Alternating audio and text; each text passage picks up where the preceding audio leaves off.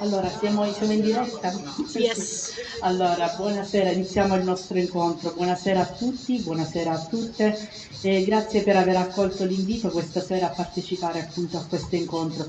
Io, per chi non mi conoscesse, sono Melissa Calò, sono una delle collaboratrici dell'Associazione Archesio che in questo momento si occupa insomma, di gestire la biblioteca comunale Angelo Tio qui a Morciano di Leuca. E il mio saluto naturalmente è rivolto a tutti voi che siete qui in presenza nel cortile di Palazzo Strafella, ma anche un saluto lo rivolgo a chi si è collegato in questo momento, chi si collegherà e successivamente attraverso i canali social, quindi attraverso il canale di Cat Sitter, Cura del Gatto, e attraverso il canale Facebook del comune di Morciano di Leuca.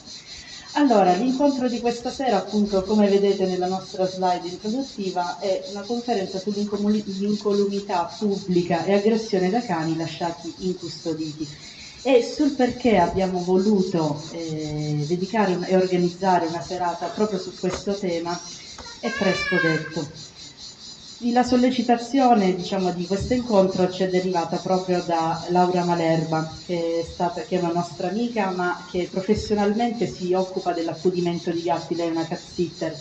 E appunto incontrando Laura, naturalmente poi questo lo racconterà meglio dopo lei, ci ha proposto un incontro appunto su questo tema proprio perché raccontandoci le nostre insomma, cose degli ultimi avvenimenti degli ultimi mesi, mi aveva raccontato di aver subito purtroppo un'aggressione da parte di un cane proprio mentre era in campagna ad accudire un gatto. E da questo evento, diciamo, traumatico, da questo evento comunque insomma, fortemente impattante, è venuta la sollecitazione e l'idea appunto di strutturare un incontro di questo tipo che venisse affrontato da diversi punti di vista, un po' perché è un'esperienza diciamo, che in prima persona appunto ha colpito lei, ma ecco Laura voleva anche soprattutto come dire, superare questo momento che è stato per lei anche abbastanza traumatico e quindi voleva condividere innanzitutto la propria esperienza, che però a volte magari è un'esperienza che può aver toccato anche il vissuto di ognuno di noi, perché magari il caso più classico è quando si passeggia da soli in campagna, ma, o anche in altri contesti appunto c'è questa, si possono a volte fare degli incontri non proprio piacevoli. E quindi da questa sollecitazione, quindi dalla sua sensibilità, abbiamo deciso appunto di dare vita a questo incontro. Un incontro nel quale abbiamo cercato di coinvolgere e di toccare diversi punti di vista, quindi ci sarà il punto di vista psicologico, quindi la psiche, sia soprattutto umana ovviamente, ma anche altri aspetti, quali è quello appunto giuridico, infatti poi dopo tratteremo in particolare questo aspetto, e quindi anche ovviamente il punto di vista, tra virgolette, del cane, quindi il punto di vista comportamentale. L'incontro di stasera, ci scusiamo con chi si è collegato, siamo partiti un pochino di ritardo, ma oggi è stata una giornata campale per quanto riguarda il caldo, è stata preceduta però da un incontro dove è avvenuta la microchippatura, quindi abbiamo fornito di microchip numerosi cani e gatti, non solo i cui proprietari sono di Morciano, ma anche dei paesi limitrofi. E quindi a questo punto, proprio per raccontare un pochino com'è andata di questa microchippatura, io far passare il microfono al dottor Lorenzo Ricchiuti, medico veterinario che assieme alla dottoressa Marcella Rizzo si è occupata della microchippatura, appunto dell'azione di oggi, e quindi insomma Lorenzo, porgo il microfono anche per salutare chi ci ascolta. Sì, buonasera, grazie a tutti, grazie di essere qui presenti. Io vorrei innanzitutto salutare tutti i relatori e le relatrici di stasera in questa importantissima serata. Noi siamo stati da poco rieletti, questa è una delle prime manifestazioni che facciamo con la nuova amministrazione e mi piace veramente iniziare proprio dall'argomento degli animali domestici, che ovviamente io per professione sono vicino alla tematica, ma a mio avviso tutte le amministrazioni dovrebbero cercare di sensibilizzare un po' di più sia sul discorso della microchippatura, sia sull'educazione e sia proprio sulla cura e il benessere degli animali domestici. Io sono qui solo ed esclusivamente stasera per un saluto istituzionale, ma perché? Perché in questa nuova esperienza amministrativa abbiamo insieme anche a Cristina deciso di dare una delega proprio ad un consigliere che si occuperà solo ed esclusivamente di animali domestici e di randagismo, in maniera da poter migliorare già quello che è stato fatto nei 5 anni precedenti. Sicuramente Cristina ve ne parlerà. Quindi io non mi vorrei dilungare, se non erro sono stati 36 i cani e i gatti microchippati oggi, come diceva Melissa, sicuramente il numero non troppo elevato è legato anche all'ondata di calore che stiamo avendo in questi giorni, ma può essere anche legato al fatto che l'amministrazione fino ad oggi ha sempre organizzato 2 giornate di microchippatura all'anno puntualmente, quindi generalmente a distanza di 6 mesi, quindi una ad ottobre, una a maggio-giugno, quindi vorrei ringraziare soprattutto l'ufficio che più degli altri si è interessato e si è impegnato per la realizzazione di questi eventi, quindi nella persona del comandante Giovanni Anastasio, ma rivolgo un ringraziamento a tutto lo staff della polizia locale. Succede spesso che si trovino cani vaganti, ma succedeva molto più spesso quando io ho iniziato questa esperienza politica, quindi circa 10 anni fa. Poi grazie alla collaborazione tra le amministrazioni, ma anche e soprattutto grazie alla collaborazione delle associazioni e delle istituzioni, quindi della ASL, secondo me il fenomeno si è molto ridotto. Io dico sempre che se si fa quello che si deve fare al proprio posto, le cose secondo me funzionano. Anche nelle sterilizzazioni, per le giornate di microchippatura, quando un problema viene affrontato da tutti gli interessati e tutti gli interessati svolgono il compito in maniera trasparente e con impegno, i problemi si superano e si va avanti nella crescita di un territorio. Per noi è stato così da quando abbiamo iniziato a parlare di randagismo e di animali domestici e abbiamo pian piano risolto tanti e tanti problemi anche con colonie feline. Sicuramente Cristina vi accennerà, la sterilizzazione di una colonia felina diminuisce quelli che sono i rischi non solo degli animali ma anche i rischi di pubblica incolumità, quindi un gatto attraversa, passa un ciclista, passa un ciclomotore, invece il gatto sterilizzato all'interno di una colonia si muove meno, prende meno malattie, ci saranno meno anche sborso a livello economico perché questi gatti non dovranno, diciamo, essere più curati per malattie infettive, perché con l'accoppiamento si possono prendere tante malattie infettive, eccetera, eccetera. Quindi diciamo che c'è una serie di riscontri, stiamo vedendo soprattutto a Morciano, perché ormai sono 2 o 3 anni che facciamo queste campagne di sterilizzazione delle colonie feline, molto, molto positivi.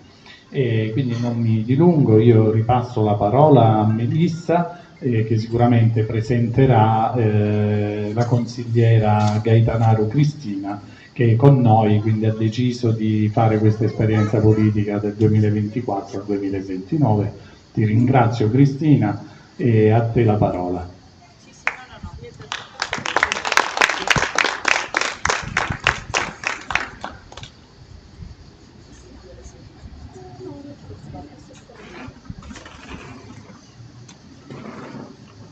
Buonasera a tutti e a tutte, grazie di essere qui questa sera. Ho fatto giusto una presentazione per essere un po' più chiara, un po' più sintetica, in modo tale che magari i concetti riescano ad arrivare meglio, magari attraverso le immagini.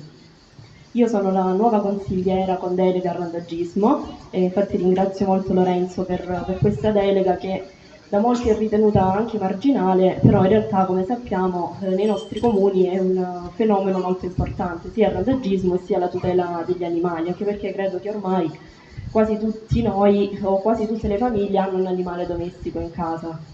In particolare ho analizzato dapprima gli aspetti fatti dalla precedente amministrazione, di cui ho fatto un cenno perché non avendone fatte parte ovviamente non avevo molto da approfondire. E poi continueremo insomma con le nuove proposte che faremo in questa nuova amministrazione, quindi fino al 2029. Il nostro comune ha approvato un regolamento in materia di tutela degli animali che è stato aggiornato nel 2020. Non è un regolamento fine a se stesso, ma è un regolamento che mira proprio a promuovere la salute pubblica, la salute e il benessere degli animali e cercare anche soprattutto di sensibilizzare a quello che è il rispetto con gli animali e cercare anche di far sì che si abbia una più ampia conoscenza sulla convivenza con loro. E questo regolamento condanna anche e persegue ogni tipo di maltrattamento nei loro confronti.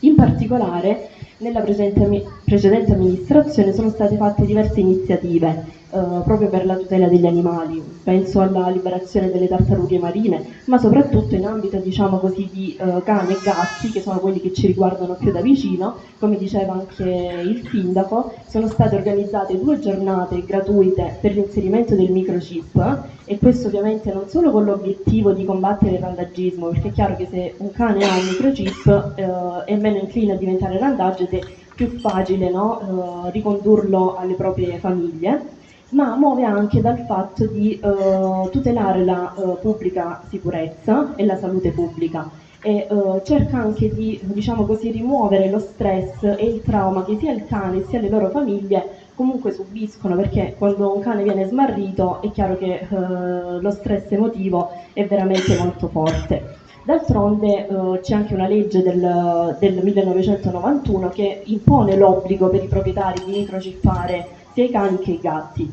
E ovviamente diciamo che venendo incontro alla comunità, proponendo queste 2 giornate di microchip gratuito, permettiamo anche a chi magari non ha le condizioni economiche per poter, diciamo, permetterselo, perché comunque magari fatto da un veterinario privatamente comunque ha un certo costo, ma ci rendiamo conto che magari alcune famiglie non hanno neanche quella piccola somma per poter, diciamo, microchippare il cane o il gatto, e questo è molto importante. Infatti oggi sono stata molto contenta di vedere la gente che è venuta. Sicuramente sì, il caldo, diciamo, li ha scoraggiati un po' perché faceva veramente troppo caldo, e un orario diverso non lo potevamo scegliere perché non potevamo farlo a quest'ora.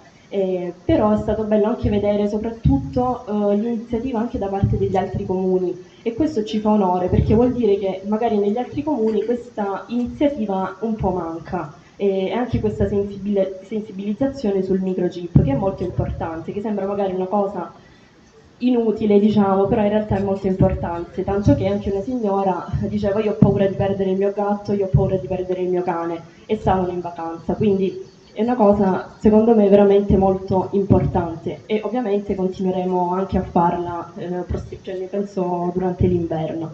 Sono stati anche investiti molti fondi nella precedente amministrazione per la sterilizzazione dei gatti appartenenti alle colonie feline, e ne vediamo in giro veramente tantissimi. Anche ieri sera abbiamo mandato una foto sul gruppo dove c'erano un sacco di gatti, tutta questa colonia che girava insomma per Morciano. È chiaro che qui, come anche ha detto Lorenzo, è molto importante anche questo fenomeno e anche la sterilizzazione dei gatti stessi per la loro salute in primis, perché appunto si evitano comunque le malattie provenienti dalla riproduzione. Si cerca un attimino di contenere anche il fenomeno dei gatti randaggi, e soprattutto c'è anche una riduzione dei conflitti, perché un gatto sterilizzato è meno aggressivo, quindi magari non va neanche a lottare con gli altri gatti, e questo riduce anche così il rischio che possa incontrare malattie derivanti proprio dalla lotta. Ma soprattutto è molto importante anche per la salute pubblica, per l'incolumità pubblica, perché spesso vediamo proprio i gatti per strada che sono stati investiti, o che comunque magari causano anche ferite anche ai conducenti o comunque anche al ciclista. È molto importante al riguardo la collaborazione dei cittadini per, diciamo così, tenere sotto controllo queste feline, queste colonie feline. Per quanto riguarda invece la nuova amministrazione, oltre che appunto continuare con la sterilizzazione con il microchip gratuito, abbiamo iniziato da poco i lavori in via Olimpica, dove ci sarà la costruzione di un dog park. Questo dog park permetterà quindi, diciamo, ai nostri amici a quattro zampe di poter andare, di potersi divertire, di poter avere uno spazio unico per loro. Ovviamente questo comporta, diciamo, dei benefici sicuramente per il cane, ma dei benefici anche per noi proprietari, e non solo. Perché comunque avremo magari la possibilità di portarli in un'area sicura, senza magari il rischio di portarlo per le strade o magari il rischio che possa scappare, invece lì può divertirsi, muoversi, socializzare con i propri simili. Infatti io proprio in merito a questo avevo pensato a un'iniziativa, ossia nel momento in cui questo dog park fosse realizzato, di fare delle attività con i bambini, in quanto la socializzazione dei bambini con il cane permette loro di sviluppare determinate capacità, determinate, diciamo così, li aiuta a crescere, li aiuta a osservare le sue abilità, lo aiuta anche a comprendere come si muove un cane e quali, diciamo così, benefici uno può avere da un cane. Infatti noi sappiamo che tanti cani sono proprio, diciamo così, destinati proprio alla terapia, non solo, non vengono solo, diciamo così, usati come guida per le persone cieche, ma vengono usati anche per chi ha il diabete, per chi soffre di ansia, per chi soffre di depressione. Infatti a tal proposito, proprio prima ne parlavo con Gabriella, perché lei si occupa dei servizi sociali, proprio perché questo permette anche al bambino di giocare di più, di muoversi di più, di sviluppare quella componente di intelligenza emotiva, di migliorare l'apprendimento, di vivere in maniera un po' più tranquilla e con meno stress. Soprattutto c'è anche una protezione, il contatto con il cane, con l'animale, dà una protezione da alcune malattie, come quelle del sistema immunitario, e soprattutto a lungo termine previene anche le allergie. E soprattutto, ne parlavo proprio prima con lei, migliora anche la socialità dei bambini autistici, perché proprio il contatto del bambino autistico con il cane lo permette, lo fa crescere, lo fa, diciamo così, anche riacquistare un po' di fiducia in se stesso e anche negli altri soprattutto. Abbiamo pensato anche a una spiaggia per cani, anche questa ovviamente deve essere realizzata a Torrevado, e anche qui notiamo i numerosi benefici che da questa struttura potremmo trarre. Innanzitutto possiamo godere del mare in sicurezza e in libertà, poi possiamo comunque permettere al cane di fare esercizio fisico e di far sì che si rafforzino i suoi muscoli. C'è una stimolazione mentale perché comunque è un nuovo ambiente, ci saranno magari nuove cose da scoprire, e c'è anche una sorta di socializzazione anche qui con i propri simili e quindi una conseguente riduzione dello stress. Ma soprattutto l'ho pensato anche come promozione del turismo, perché penso che il randagismo sia in realtà molto collegato con gli altri, anche con le altre deleghe, anche con gli altri, diciamo così, assessorati. Infatti molti magari vengono in vacanza con il proprio cane, non possono magari portarlo a mare, non possono tenerlo a casa, cioè si trovano magari un po' a disagio, e invece questo permetterebbe, secondo me, di aprire un po' gli orizzonti, perché ormai, ripeto, tutti hanno un animale domestico. Io ho una pizzeria qui a Morciano e vedo che molti vengono a mangiare con il loro cane, cioè sono molto tranquilli e non trovano questa disponibilità e questa apertura né nei locali e neanche nelle marine e nelle spiagge. Quindi questo secondo me sarebbe un punto chiave anche per il nostro turismo, che è la perla preziosa, insomma, del nostro comune.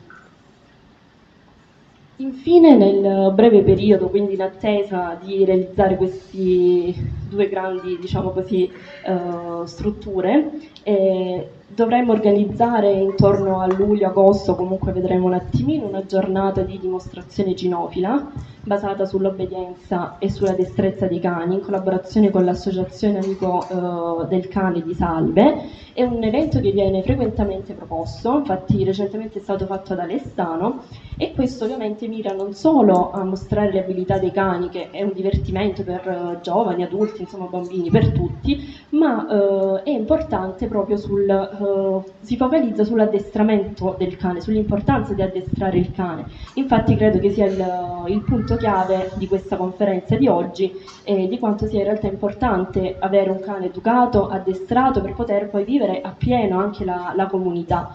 perché anche lui ha diritto di vivere, quindi di passeggiare, di muoversi, di fare, insomma, di giocare e tutto, però è chiaro che c'è anche poi un diritto dall'altra parte di avere la propria salute tutelata e di non aver paura ad uscire di casa per magari il rischio di incontrare un cane. E nel breve periodo avremo anche la sostituzione dei cestini per le deiezioni canine che alcuni si sono rotti e implanteremo invece gli stessi nelle vie in cui è necessario, proprio cercando di fare una verifica delle aree in cui necessitano di più. Infatti abbiamo già individuato una via dove molti passeggiano il cane e quindi lì cercheremo anche di implementare questi cestini. Io ho finito, ovviamente ringrazio voi presenti, ringrazio anche chi ha deciso, insomma, di partecipare alla conferenza, perché per me sarà una serata veramente formativa, perché mi permetterete di imparare tante cose che magari non so e niente, vi auguro una buona continuazione. Grazie Cristina, soprattutto grazie per il tuo entusiasmo, per la tua energia, per la tua grinta, e quindi ti auguriamo, insomma, di realizzare in questo mandato amministrativo sicuramente tutte le proposte che hai avanzato. Allora, l'avevamo citata prima, scusate, io rientro nella inquadratura, non ci vedrete più, scusate, abbiamo deciso per questioni tecniche di privilegiare naturalmente la proiezione delle slide, quindi ci vedrete un po' meno in questa fase, comunque siamo qui e l'abbiamo citata prima, adesso passo la parola appunto a Laura Malerba che ci racconterà il perché è stato lei il motore, diciamo, di questo incontro questa sera e della sua purtroppo esperienza, però diciamo con risvolti anche positivi, vedremo dopo perché. Ciao, grazie Melissa. Buonasera a tutti. Scusate, sono emozionata perché mi capita tutti i giorni di parlare davanti a un pubblico. Io devo ringraziare tutte le persone, professionisti e responsabili regionale sull'andagismo che sono qui. Sono qui perché questa conferenza l'ho voluta fortemente ed appunto deriva dal fatto che ho avuto questa esperienza il 21 di febbraio di quest'anno. Ero a passeggiare con dietro il mio zainetto, il mio gattino, nella periferia di Salve, dove è una zona di villette, e a un certo punto sul più bello è comparso dal nulla questo pitbull con pettorina, quindi era scappato praticamente da una villa vicina e io non sapevo esattamente cosa fare, quindi mi sono messa il gatto sulle spalle e ho cominciato a camminare. Però questo cane probabilmente ha sentito l'odore del gatto e anche se era un cane giovane, quindi una femmina di 6 mesi, non mollava la presa, nel senso che ha cominciato a saltarmi tutto intorno per prendere il gatto. In realtà non era rivolto verso di me in questo caso perché era un cane molto giovane, però era una femmina. Le femmine, come anche nel genere umano, quando si decidono una cosa non mollano. Quindi io, qual è stata la mia preoccupazione? Ovviamente non so perché, non pensavo a me, pensavo al gatto e pensavo che non volevo venisse fatto del male a questo cane, perché poi io urlavo con tutta la forza che avevo nella voce e per fortuna mia degli operai che lavoravano a 500 metri da me mi hanno sentito urlare e quindi sono accorsi. Però c'è un fatto, che le persone che comunque accorrono, e io li ringrazio questi ragazzi, hanno a loro volta paura di quello che sta succedendo, per cui quando sono accorsi volevano in qualche modo fare del male al cane, no? Per togliermelo di dosso. E io la mia preoccupazione era non gli fate del male, ho cercato di convincerli a non fargli del male e ci sono riuscita. Ci sono riuscita con grande fatica, poi l'abbiamo, diciamo, assicurato con una corda attraverso un guinzaglio e quindi il cane è stato incolume. Mi sono beccata un morso sul bicipite perché sì, sì, scusatemi, perché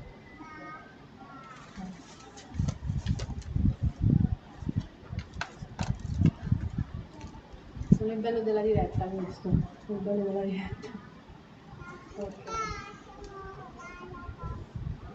Ecco, una cosa volevo dire, che questa conferenza io la voglio dedicare a lei, a Silvia Pontrelli, che è stata una persona meravigliosa e si è occupata, ha dato l'anima per gli animali. E, ci sono tante famiglie che adesso sono felici perché sono riusciti ad accogliere tanti cagnolini, soprattutto anziani, dimenticati dal mondo, e quindi io la ringrazio di cuore lassù dove ci ascolta. Ok, quindi vi dicevo che io ho avuto questo morso e dovete pensare che avevo il giubbotto, la felpa, ed è riuscito a farmi questo. E sono fortunata perché mi ha solo pinzato, non era intenzionata a farmi del male, ad aggredirmi, per quello dico è molto importante riuscire in qualche modo a rimanere lucidi e a capire che i cani no, non sono tutti aggressivi. Quindi io dopo questa avventura ho deciso di fare questa conferenza e ho avuto sì le conseguenze fisiche ma anche delle conseguenze psicologiche. Sono diciamo quelle più dure da eliminare. Perché ancora oggi mi sveglio di notte oppure vedo le immagini, oppure esco per strada e anche solo fare 2 passi per andare a prendere un caffè da casa mia a 100 metri e andare al bar, io faccio fatica perché ho paura, mi è rimasta quella paura che qualche cane spunti da qualche parte e mi possa aggredire, che non è reale poi effettivamente, perché non è lì in quel momento presente che sta succedendo questa cosa, ma la mia mente va di nuovo sempre a quell'episodio. Per questo ho voluto fortemente anche la dottoressa Bisanti questa sera, la nostra psicologa e psicoterapeuta, perché possa anche aiutare a raccontare cosa possiamo fare nel momento in cui ci succede una cosa del genere. Poi in ultimo volevo dire questo, che i cani e tutti gli animali non sono dei giocattoli, ma sono delle creature viventi che hanno delle emozioni. Qualcuno tempo fa mi aveva detto che hanno una consapevolezza di un bambino di 8 anni. È possibile, io l'ho sperimentato, io lavoro con gli animali e quindi l'ho sperimentato. Vi dico una cosa personale, mi è capitato qualche volta di accudire dei cani, grossi, piccoli, di tutte le dimensioni, in delle famiglie dove vado, e di avere dei momenti, per motivi miei personali, di scoraggiamento. Io vi dico che quei cani lì mi hanno visto piangere e sono accorsi tutti quanti intorno a mettermi le zampe sopra alle gambe come per dire cosa ti succede, che cosa sta succedendo. Quindi se una creatura così riesce a sentire le tue emozioni, cioè per me sono cioè se noi siamo a questo livello loro sono sopra di noi, cioè sono delle creature stupende, degli angeli veramente messi accanto a noi, per cui io vorrei invitare tutti quanti a non esprimere subito un giudizio e dire oh il cane è un aggressore, il cane mi ha aggredito, no, il cane è una vittima quanto noi, anzi forse di più perché è in mano a delle persone che purtroppo sono degli irresponsabili. Lo prendono come uno status symbol, come un giocattolo e non si rendono conto che è una creatura vivente con delle sue emozioni, che ha paura, è gioioso e quant'altro. Questo volevo dirvelo dal cuore. E adesso lascio la parola alla dottoressa che non vedo. Non ci vediamo neanche tra di noi. Comunque volevo lasciare la parola. Sì, no, ma adesso accendiamo. Ma non si vede se non la slide, quindi insomma è giusto. Sì. Abbiamo fatto la scelta. Sì.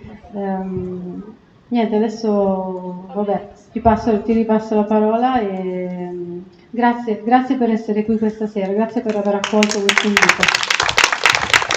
Grazie Laura, naturalmente come ha detto Laura adesso subito passiamo la parola alla dottoressa Dalgisa Bisanti che è psicologa, psicoterapeuta. E la cosa bella, mi permetto di dire solo questo piccolo inciso, è che comunque la sensibilità di Laura non è rivolta alla sua persona, all'esperienza sua personale, ma ha avuto sempre come oggetto, diciamo, del proprio pensiero l'animale, il cane. Insomma, questo spero che questa sera insomma emergerà dal nostro incontro, anche perché ecco, I cani sono esseri viventi naturalmente che hanno dei propri codici di comportamento, dei propri codici appunto comportamentali, e sta a noi entrare correttamente nella relazione con loro, quindi decodificare appunto questo sistema di comunicazione. Allora, dottoressa Bisanti, siamo pronti? Sì. Buonasera a tutti e a tutte. Io devo stare seduta per un infortunio alla caviglia che non mi permette purtroppo di stare in piedi.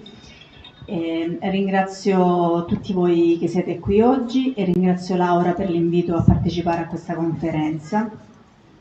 E insieme adesso andremo a vedere il trauma psicologico da aggressione da parte di un cane. L'aggressività del cane è sicuramente il più comune problema comportamentale osservato ed è anche il più pericoloso per le implicazioni emozionali e sociali che porta con sé.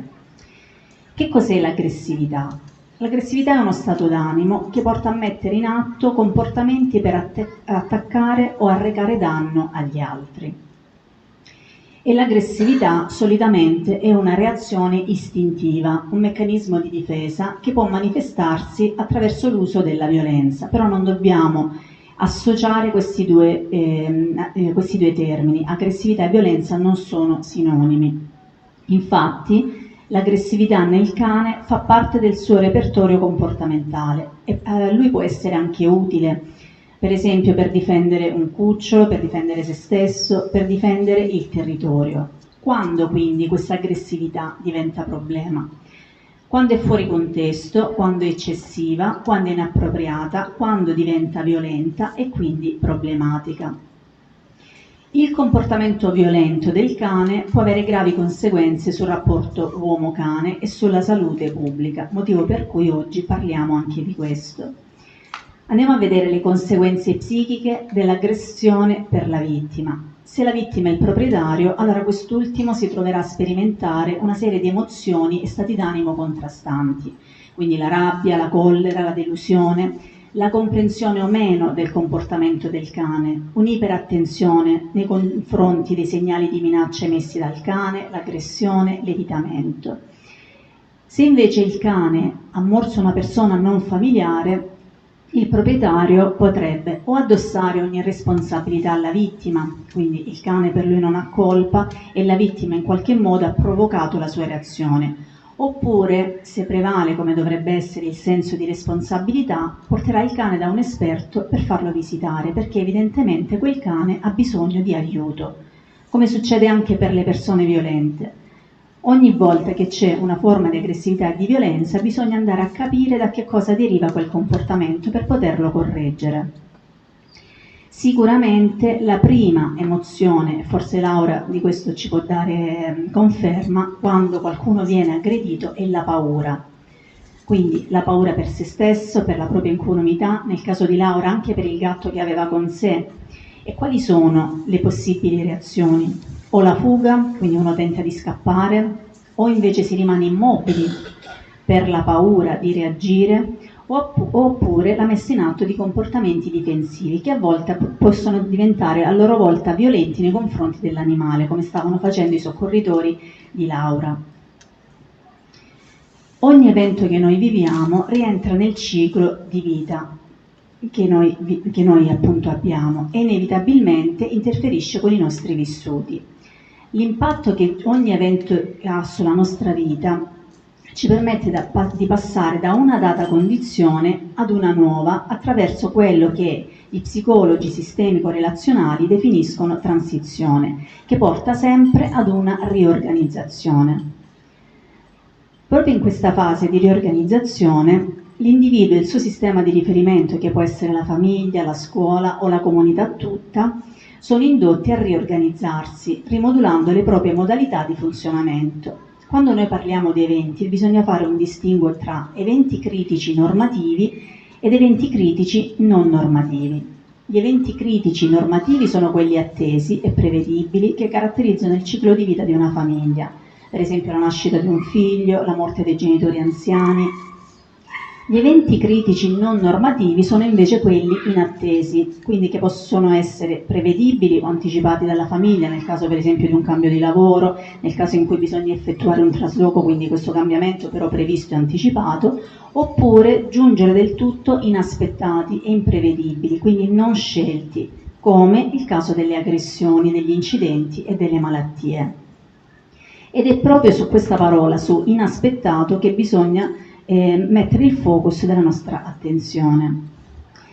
L'aggressione da parte di un animale, come per esempio il morso da parte di un cane, è quindi un evento inaspettato, non scelto e sicuramente un evento traumatico. La cosa invece che bisogna chiarire è che la reazione ad un evento traumatico è una reazione normale, fisiologica, ad un evento anormale. Quindi non è anormale la reazione, ma è l'evento che è capitato. Quando però la reazione al trauma diventa disfunzionale, quando la sintomatologia diventa invalidante, in parte o totalmente, riguarda la conduzione di vita normale. La reazione al trauma è soggettiva, così come la percezione dello stesso e della sua intensità e l'impatto che il trauma stesso ha sulla vita della persona. Diversi studi riportano che c'è una componente biochimica in merito alla sintomatologia patologica conseguente ad un trauma. Ad attivare questo cambiamento, ad esempio, è la norepinefrina, che è un neuromediatore attivante. Questo lo produciamo naturalmente in situazioni di pressione e tensione, però quando c'è un trauma viene prodotto in misura eccessiva, portando quindi ad un'iperattività sintomatologica. Tornando quindi a quelle che sono le conseguenze dovute all'evento traumatico, quale l'aggressione di un cane, emerge una notevole sensibilizzazione a contesti simili a quelli concernenti l'episodio e l'attuazione di modalità tese all'evitamento di situazioni collegate al trauma. Che cosa vuol dire? Il generalizzare la paura. Come diceva Laura, adesso anche ad uscire di casa si guarda più volte dietro, teme di essere attaccata e quindi sta generalizzando la sua paura, come se l'aggressione potesse ripetersi incondizionatamente. Altre reazioni o patologie che si possono sviluppare in seguito ad un trauma sono i disturbi d'ansia, la fobia specifica, in questo caso la cinofobia, o il disturbo post-traumatico da stress.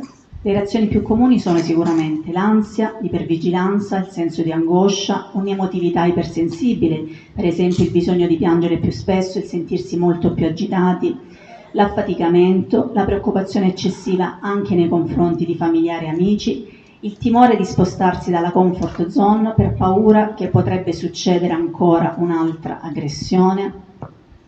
Dal punto di vista cognitivo ci possono essere difficoltà di attenzione, di concentrazione, di memoria, pensieri intrusivi e fastidiosi relativi all'evento, la riproduzione mentale di parte dell'evento traumatico. Infatti anche parlando prima con Laura le diceva che questi ricordi sono molto presenti e a volte insistenti, difficoltà di comprendere la dinamica dell'evento, il fatto di non spiegarselo, la tendenza al rifiuto sociale, l'isolamento, la diffidenza, pensieri relativi alla persistenza dell'evento.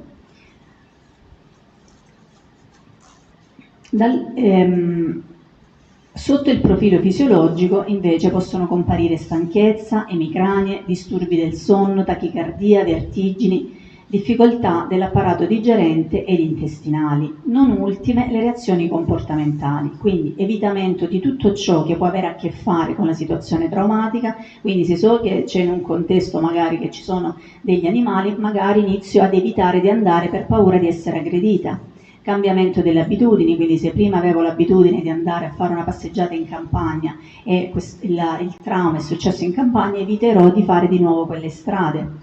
Cambiamento del comportamento alimentare, quindi magari perdita di appetito oppure abbuffate per soffocare questo senso d'ansia, uso o abuso di alcol, caffè, sostanze stupefacenti. Tutte queste modalità reattive fanno parte del tentativo non adeguatamente riuscito di quella fase di riorganizzazione di cui abbiamo parlato prima, quel processo di transizione. E questa transizione si compone di 3 fasi. Un primo periodo è quello della disorganizzazione, che è contestuale al trauma, quindi la persona si sente destabilizzata, perde il suo equilibrio proprio sotto effetto del trauma. Poi inizia un periodo attivo di ricerca, quindi il tentativo di superare tutti i sintomi legati al trauma.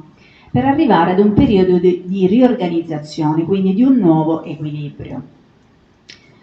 Nel caso aggressione cane, quindi andrà così. Il morso di un cane è l'evento critico non normativo, quello non scelto di cui si parlava prima, che è una condotta lesiva improvvisa, quindi una condotta violenta. Nella fase di transizione, in qualche modo il soggetto deve reagire, bene o male, comunque lo deve fare. Questa reazione vede come protagonista l'espressione di una certa sintomatologia, quindi tutti i sintomi che abbiamo letto poc'anzi, i cui strascichi condizionano il periodo di ricerca, perché quando si ricerca un nuovo equilibrio non è che i sintomi scompaiono da un giorno all'altro, bisogna darsi il tempo di superare l'evento traumatico, anche nella nuova condizione riorganizzata. Quindi io posso ritrovare un nuovo equilibrio, però in realtà non ho superato il trauma, anzi posso essere arrivato ad uno status patologico. È bene quindi ricordare che le reazioni all'evento traumatico e la percezione dello stesso sono soggettive, quindi non dobbiamo generalizzare. Infatti non tutte le persone morse o aggredite da un cane sviluppano una patologia. Sicuramente c'è il trauma, che dal greco il significato è ferita, trauma psicologico, quindi ferita dell'anima. Perché? Perché il trauma è andato ad abbattere i nostri sistemi di difesa, di autoprotezione, interferendo nelle modalità di percepire l'ambiente che ci circonda, il rapporto con noi stessi e con gli altri. Il trauma è sempre un'esperienza caratterizzata da un eccesso di stimolazione emotiva, sensoriale, fisica, che l'organismo non è in grado di elaborare sufficientemente. Tutti viviamo la stessa esperienza, però in modo diverso, reagendo e attribuendovi significati differenti. Qualcuno riesce in breve tempo a recuperare il proprio equilibrio, altri invece faticano, mantenendo con difficoltà le proprie abitudini di vita. Quindi, quali sono i bisogni psicologici durante e dopo un trauma? Innanzitutto, esprimere i propri pensieri ed emozioni successivi all'evento. E quindi è importante sentire la vicinanza di una persona di fiducia che offra sostegno nel superare la difficoltà. Essere supportati da un contesto socio-familiare o amicale che accompagna a ritrovare il proprio stile di vita quotidiano. Poter normalizzare ciò che sono state le reazioni fisiche ed emotive. Non dobbiamo sentirci in colpa se in quel momento proviamo delle reazioni forti. Sono reazioni normali. Consentirsi la calma e il tempo. Il tempo è fondamentale per riacquisire le risorse che sono andate perse. Non tutti infatti ci concediamo la cura di cui abbiamo bisogno, è come se ci dessimo fretta per risolvere subito il problema e tornare immediatamente ai massimi livelli in poco tempo. E a volte è proprio questa fretta che non ci fa reagire bene. Invece dobbiamo proprio andare tipo a passo di lumaca, fare le cose lentamente, prenderci anche quel tempo per metabolizzare quello che abbiamo vissuto, per poterlo poi superare. Non è possibile prevedere chi in una determinata popolazione esposta ad esperienze traumatiche svilupperà un disturbo post-traumatico da stress, ma ci sono alcuni elementi che predispongono e adesso vediamo insieme quali. Dal punto di vista degli elementi esterni, abbiamo innanzitutto la natura stessa dell'evento. Quanto più implica una minaccia alla vita e alla sicurezza personale e quanto più è prolungato l'evento, tanto più predispone allo sviluppo di un trauma, ad esempio gli incidenti, le catastrofi naturali e le violenze anche animale. L'impatto dell'evento è però anche strettamente correlato alle caratteristiche della persona in quel determinato momento, alla sua storia, alle sue risorse e al contesto in cui è inserito. Ovviamente c'è una differenza tra le capacità di elaborazione di un evento potenzialmente traumatico da parte di un bambino rispetto ad un adulto. E questo è abbastanza logico perché un adulto sicuramente ha delle risorse in più per reagire agli eventi, un bambino magari è più sprovvisto di questo, quindi va aiutato ancora di più rispetto ad un adulto. O quanto possa essere diverso l'esito di un'aggressione se una persona si trova ad elaborarlo in solitudine piuttosto che se può contare sul supporto della famiglia o della comunità di appartenenza. Ci sono poi i fattori interni predisponenti, quali aver vissuto esperienze traumatiche pregresse, specie durante l'infanzia, essere sottoposti ad alti livelli di stress nella vita quotidiana o avere una storia familiare complessa con familiarità per alcune patologie psichiche. Anche non potersi avvalere di un adeguato supporto emotivo dopo il trauma psicologico aumenta la possibilità di sviluppare un disturbo post-traumatico da stress. Per questo è importante ricercare aiuto anche professionale nel caso in cui si avverte che la presenza dei sintomi dopo il trauma continuano a persistere a lungo e nel tempo. Concludendo, come reagire a un trauma e cosa fare dopo un trauma psicologico, per esempio l'aggressione da cane? Innanzitutto non isolarsi, cercare una persona di fiducia con cui parlare, chiedere aiuto, raccontare cosa è successo. Non modificare la propria routine, questo è molto importante perché soprattutto nei momenti di emergenza è importante per noi esseri umani ancorarci a ciò che è noto e che è prevedibile, quindi mantenere le abitudini di sempre. Cercare di concentrarsi su cosa non abbiamo perso in seguito all'evento, perché magari è vero, siamo spaventati, siamo stati traumatizzati da quello che abbiamo vissuto, però tante cose nella nostra vita continuano ad andare avanti ugualmente, quindi concentriamoci sul positivo piuttosto che solo sul negativo. Bisogna ricordare cosa è stato utile ed efficace in altre situazioni, quindi in altri momenti difficili della nostra vita. Quali risorse abbiamo utilizzato? Magari funzioneranno ancora. Su quali risorse del contesto in cui siamo inseriti possiamo contare? Amici, familiari, vicini di casa, colleghi. Infine, essere comprensivi verso se stessi, anche rispetto a reazioni emotive in cui non ci riconosciamo. Perché si tratta, come abbiamo detto prima, di reazioni normali ad un evento anormale e straordinario. Quindi dobbiamo essere dolci con noi stessi, prenderci tutto il tempo, coccolarci perché abbiamo bisogno di attenzioni e soprattutto non ci dobbiamo sentire in colpa se proviamo delle emozioni molto molto forti. Ho preso questa immagine dal web per finire, dove c'è scritta questa frase che vale sia per gli esseri umani che per gli animali. Non sgridarmi, aiutami a capire dove sbaglio. Essere noi aggressivi e utilizzare la stessa arma di chi magari ci ha fatto del male involontariamente, inconsapevolmente, non serve. Quindi cerchiamo di ragionare su cosa ha provocato quel comportamento e insieme riusciremo poi a trovare la soluzione per andare avanti. Grazie per l'attenzione e buona continuazione.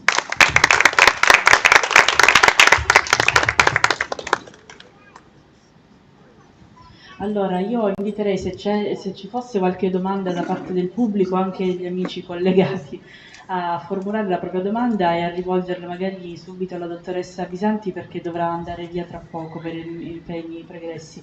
E a questo punto andiamo avanti e invito la dottoressa Marcella Rizzo, medico veterinario, a prendere la parola. Prego. Grazie per l'invito e buonasera a tutti.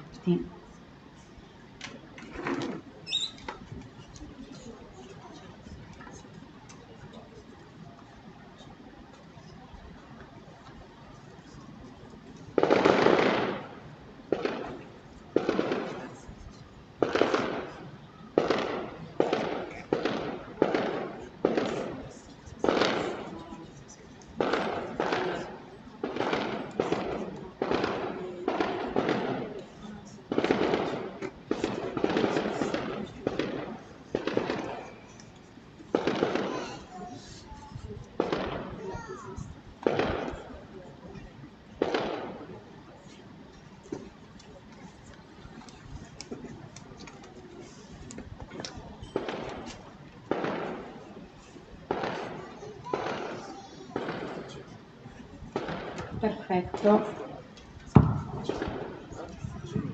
Allora, io stasera vorrei cominciare da una considerazione e chiedermi, è veramente l'uomo il migliore amico del cane? Poiché da sempre sappiamo che il cane è stato l'amico più fedele dell'uomo, al quale abbiamo sempre potuto fare, affidamento. È stato il nostro compagno di giochi, è stato il nostro compagno di lavoro, il nostro compagno durante i momenti di solitudine. L'abbiamo portato a caccia, l'abbiamo portato, nei campi, l'abbiamo portato ovunque. Tutto a un tratto però ci troviamo qui a parlare di aggressività canina. Come mai? Il nostro amico fedele è impazzito? Non credo. In quanto poi ognuno di noi trova nel cane un essere speciale e una famiglia su 3 lo trova comunque insostituibile. Allora, il cane, diciamo, domestico che abbiamo oggi in realtà proviene come origine dal lupo e nel corso degli anni trascorsi poi ha, diciamo, cambiato la sua origine, passando da uno stato selvatico a uno stato, diciamo, domestico, pur mantenendo però sempre le attitudini molto vicine a quelle del lupo, ossia l'attitudine ad essere un essere sociale, ad avere comunque un olfatto sviluppatissimo, l'attitudine a scavare, come fanno appunto gli animali selvatici, per nascondere degli avanzi di cibo e trovarli in momenti in cui invece ce n'è una carenza. Poi hanno una particolare attenzione verso le cose in movimento, infatti spesso vediamo i cani rincorrere, insomma, oggetti in movimento, quindi biciclette, motorini, e poi anche ha la prerogativa di vivere in branco. Queste sono tutte similitudini che vi sono rimaste nonostante, insomma, l'evoluzione. Come si può fare per ottenere una convivenza pacifica tra uomo e cane? In realtà questa convivenza viene condizionata da 3 principali fattori. Innanzitutto, al primo posto io metterei la scelta del cane giusto, perché la scelta non deve essere dettata dalla moda o da, diciamo, fattori estetici, ma una scelta che deve essere molto mirata a quelle che sono le reali nostre necessità ad avere un cane. Poi la convivenza è anche, diciamo, condizionata dall'equilibrio psicologico del cane e anche dalla qualità del rapporto che poi si instaura tra l'uomo e il cane. In realtà attualmente abbiamo più di 400 razze canine che provengono sempre dal lupo, che poi sono state divise in diversi gruppi in base alle caratteristiche che hanno. Abbiamo quindi il gruppo dei pastori, bovari, molossoidi, cane da caccia. Come dicevo prima, quindi la scelta è fondamentale, perché non bisogna scegliere un cane perché ci piace esteticamente, senza comunque conoscere i suoi reali, diciamo, predisposizioni o fabbisogni. Ad esempio, non possiamo scegliere di adottare un cane di grossa taglia se non abbiamo i giusti spazi a disposizione, perché un cane di grossa taglia magari è più propenso a vivere in ambienti molto più ampi e quindi magari a vivere all'aperto. Oppure non possiamo, diciamo, cercare di adottare un cane di piccola taglia come può essere un pincher, un chihuahua, un Yorkshire, se poi vogliamo tenerlo fuori. Quelli sono animali che comunque sono nati per stare in prossimità e accanto al loro padrone. Allora, per quanto riguarda l'equilibrio psicologico del cane, io direi che il cane apprende nell'arco di tutti i giorni della sua vita, quindi dalla nascita alla morte, apprende tutto ciò che gli accade.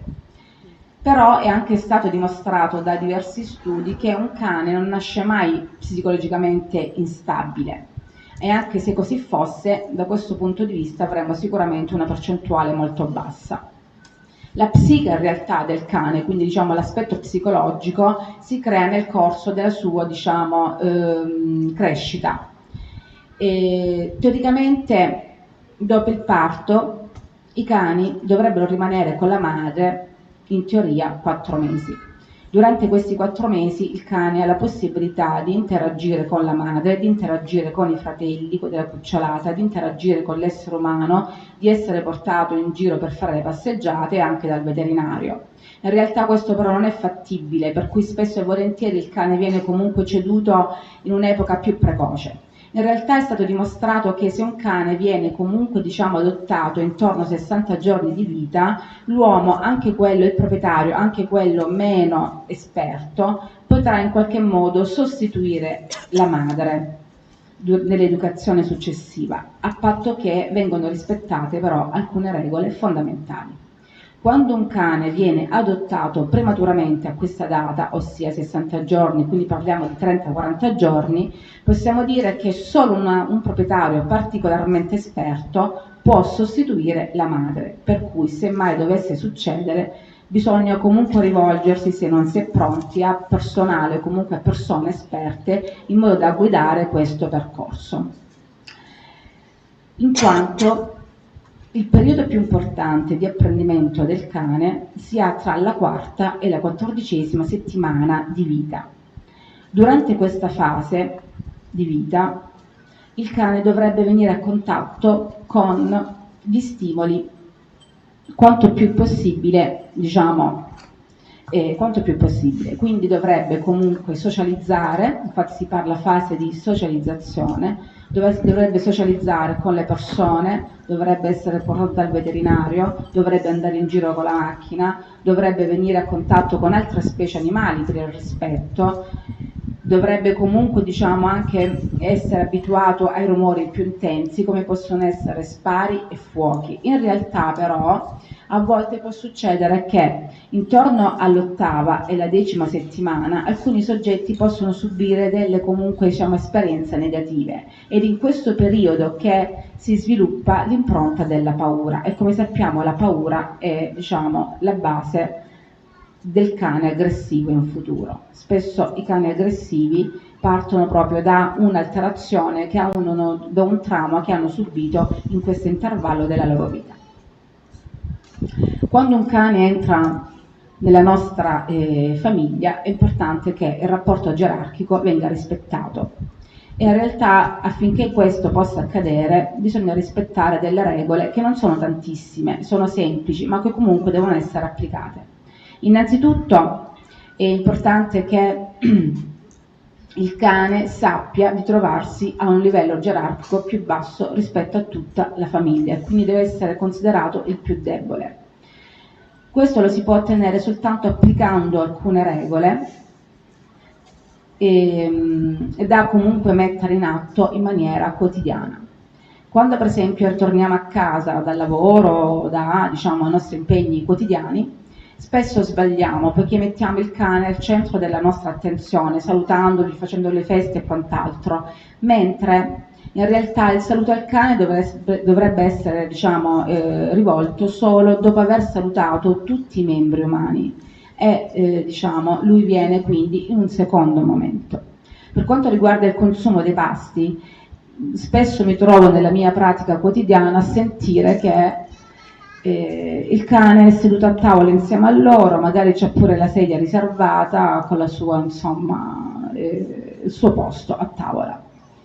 Però io queste cose non le condivido, perché comunque conosco perfettamente quali sono poi le conseguenze di questi atteggiamenti sbagliati, quindi mi soffermo sempre un po' a sottolineare quali sono i rapporti da mantenere col cane.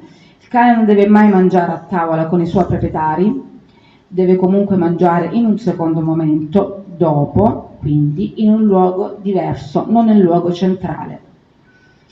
Non bisogna mai cedere alle feste appena si entra a casa, e bisogna essere indifferenti, e bisogna comunque sempre poi insegnare i comandi di base.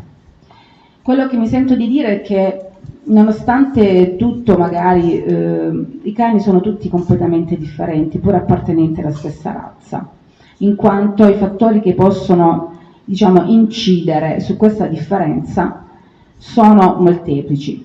Ad esempio, nell'ambito della stessa razza abbiamo appunto cani che possono presentare manifestazioni di aggressività o meno, poiché hanno avuto un rapporto differente con il loro proprietario.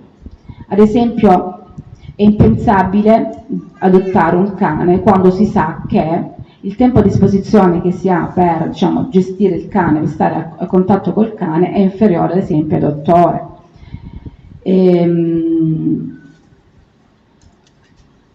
È impensabile adottare un cane quando si sa che non si ha tempo per uscire, per fare le passeggiate diverse volte al giorno, in quanto il cane che rimane in casa accumula stress e tende poi a manifestare atteggiamenti anomali.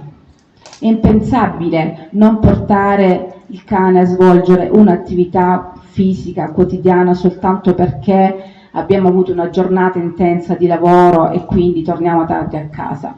Ed è impensabile non poter uscire per far sì che il cane abbia una vita sociale, con la quale può confrontarsi con i suoi simili, con le persone, con gli anziani, con gli adulti e con altri animali appartenenti ad altre specie.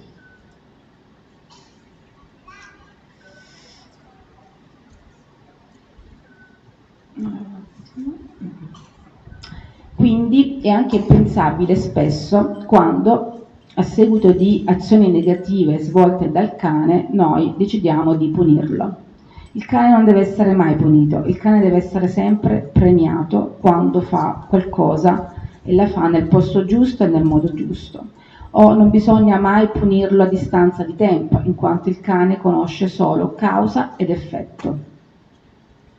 In realtà, quando tutti questi equilibri, vengono alterati, possono comunque nascere problemi comportamentali che possono convogliare nella comparsa di paure, fobie, distruzioni, eliminazioni inappropriate, vocalizzazioni e poi anche in forti forme di ansia e di aggressione.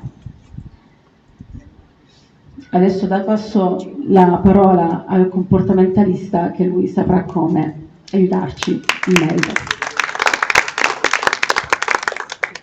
Allora, grazie dottoressa Marcella Rizzo. Allora, io invito ad accendere le luci, così insomma ci vediamo un pochino in faccia. Adesso, allora, è arrivato il tuo momento, Diego. Diego Solimeo è istruttore cinofilo qualificato della Think Dog Academy. Quindi ci vuoi presentare un pochino la tua attività, prima di entrare proprio in media stress, direttore? Sì, allora, buonasera a tutti. Intanto chiedo una cortesia, odio i monologhi. Sono una cosa che proprio... Poi sono andato dal barbiere e ho speso 12 euro, quindi se per favore possiamo accendere le luci. E niente, io inizierei immediatamente col fare un po' di canali che ruotano intorno al mondo dei cani, no? Perché poi c'è un po' di confusione. C'è lo psicologo, lo psicoterapeuta, lo psichiatra, hanno funzioni diverse. C'è il medico, il dentista e così via, in umana. Nel cane è la stessa cosa. Educatore, addestratore, istruttore, veterinario, medico veterinario comportamentalista. Sono figure differenti, con competenze differenti, con ruoli differenti. E teoricamente i possessori di un cane, termine che io odio, adesso si usa del cane. Il concetto qual è? Educare. Educare vuol dire educere, tirare fuori. Quindi io che cosa faccio con un cucciolo, con un cane che non ha problemi comportamentali? Lo educo. Che ti piace fare? Come lo fai? Che motivazione hai? Sapete che adesso la dottoressa ha un infortunio alla caviglia, quindi non può prendermi a calci, però cervello trino, teoria polivagale. Okay, quindi, dottoressa, la autorizzo a lanciarmi addosso qualunque oggetto. Il cervello dei mammiferi, il cane non fa le uova, è un mammifero, ha avuto una progressione. Il cane vive con l'uomo da 40.000 anni, non vive con l'uomo da ieri, per cui anche lui ha avuto un'evoluzione. Il cervello trino, la teoria del cervello trino intorno agli anni 70, cosa dice? Dice che noi abbiamo 3 cervelli sviluppati come se fossimo uno sull'altro. Il cervello rettiliano, quello che ti tiene in vita, battito cardiaco, corro, mangio, dormo. Il sistema limbico, la parte un po' più interna, dove c'è una nocciolina che si chiama amigdala. Adesso ne parliamo un attimo. E poi c'è la neurocorteccia che si occupa invece dei pensieri più profondi. Dio esiste, non esiste, se faccio questa cosa succede questo, poi quello si arrabbia, eccetera, eccetera. Ecco, 16.000 cani sono stati sottoposti in TAC ed è stato evidenziato che a determinati stimoli si illuminano determinate parti del cervello. Questo cosa significa? Che il cane pensa. Perché il cane pensa? Avete mai visto dormire un cane? Ogni tanto vedete che si muove. Oh, che carino, sogna. Ora, dottoressa, lei mi può tranquillamente dire che non è così, ma io penso sia così. Sogni, allora pensi. Perché i pensieri sono ciò che poi generano il sogno. Ok? E se il cane pensa, il cane ha emozioni. Sì, il cane prova emozioni. Perché? Perché ha l'amigdala. È chimica. Non sto dicendo nulla di così straordinario. E qual è l'azione che guida un cane? Come noi, l'emozione. Ora, tutta questa piccola premessa l'ho fatta perché? Perché educare vuol dire lavorare sulle emozioni del cane. Cosa ti piace fare? Ti piace giocare? Benissimo. Giochiamo, ma giochiamo imparando. L'addestratore cosa fa? Rende destro, rende abile, insegna a fare qualcosa, non a essere qualcosa. Io sono educatore, addestratore, istruttore. Quindi, quando una persona viene da me che vuole insegnare al proprio cane a giocare col frisbee e cose varie, lì siamo in una fase di addestramento, ma non posso superare a pie pari la fase educativa. Il problema è che molto spesso, quando si parla di addestramento, noi pensiamo al soldato con il mitra in mano e generiamo dei cani che sono dei mostri, perché non possono ringhiare. Il mio cane ringhia, addirittura, fai te, ringhia. Non possono manifestare il dissenso, perché io comando e tu esegui. Vedo che tu hai una divisa, immagina se chi è su di te comincia a darti degli ordini che tu per natura non faresti mai. Per fortuna non abbiamo gerarchia. Per fortuna non avete gerarchia. Vado al comandante dei vigili, bam! Ok, io sono stato un soldato, ho scelto di fare il soldato, ho scelto di non farlo più. Il nostro cane spesso non sceglie e viene schiacciato nella comunicazione. Esistono delle motivazioni. Il cane fa qualcosa per una motivazione sociale, predatoria, gerarchica, comunicativa, affiliativa, associativa, ludica, materna. Sono 14 le motivazioni e non le posso escludere. E adesso arriviamo al nocciolo di questa sera. Siccome non ho delle slide, quindi non sappiamo quando finisco. No, scherzi a parte, a un certo punto aprite l'acqua. Aggressioni. Possiamo dire che l'inganno del secolo, dottoressa, mi rivolgo a te, dottoressa, perché sia quello che l'aggressione mai. Mia figlia, 2 anni, litiga con un bambino. No, mai. Come si permette? Non devi aggredire. Abbiamo cercato di eliminare l'aggressione. Tu non la puoi eliminare l'aggressività. L'aggressività fa parte del tuo etogramma comportamentale. Noi lo chiamiamo così con i cani. E non puoi eliminare l'aggressività, ma la puoi modulare, la puoi controllare, la puoi tenere lì. Perché alcune volte serve essere aggressivi. Questa esperienza avrebbe detto, ok, va bene, mi tengo lontano. Ma se io ogni volta che il mio cane ringhia, no, ok, il mio cane smette di ringhiare. Stiamo in diretta a Facebook, vero? Quindi no parolacce, giusto? Yes. Parolacce filtrate? Filtrate, dai. Parolacce con la mano avanti, tipo piccola Gensu. Se gli stai sul culo, l'ho detto, dovevo dire, l'ho detto. Il mio cane non è che se io gli dico non ringhiare, tu gli diventi la persona più simpatica del mondo. Continua a stare lì. Poi gli dico, seduti, sì. Lì, fermo, lo vedi così, che trema. Tu, vedendo una situazione del genere, dici, ok, questo c'ha il controllo del suo cane. Ti avvicini, mi stringi la mano e te ne vai senza una mano. Perché a quel punto sei entrata ci sono 5 distanze, distanza sociale, no? Sei entrata nella distanza intima del mio cane e il mio cane non ce l'ha fatta più e t'ha smontata. Ecco qual è il problema. Il problema è che siamo convinti, io li vedo uno dei migliori cani che io abbia mai visto negli ultimi 10 anni, signore. Adesso io non so se lei ha fatto qualcosa o se ha fatto tutto lui. Io credo che abbia fatto tutto lui, perché è un cane di un'esperienza spaventosa. Anni fa il mio cane, uno dei miei cani che è vissuta con me per 14 anni, mi ha preso e mi ha sbattuto con un tappeto la prima volta che ho allungato una mano per accarezzarla, staccandomi il tendine della mano sinistra e il tendine del tallone sinistro, provocandomi lacerazioni varie ed eventuali. Il mio lavoro è quello di prendermi morsi, ci sono un po' abituato, ma quella volta mi ha devastato, è successo tanti anni fa, e lì ho cominciato a dire, no cavolo, io devo capire perché se io capisco, correggimi, se io capisco perché succede una cosa, quella cosa non mi fa più tanta paura.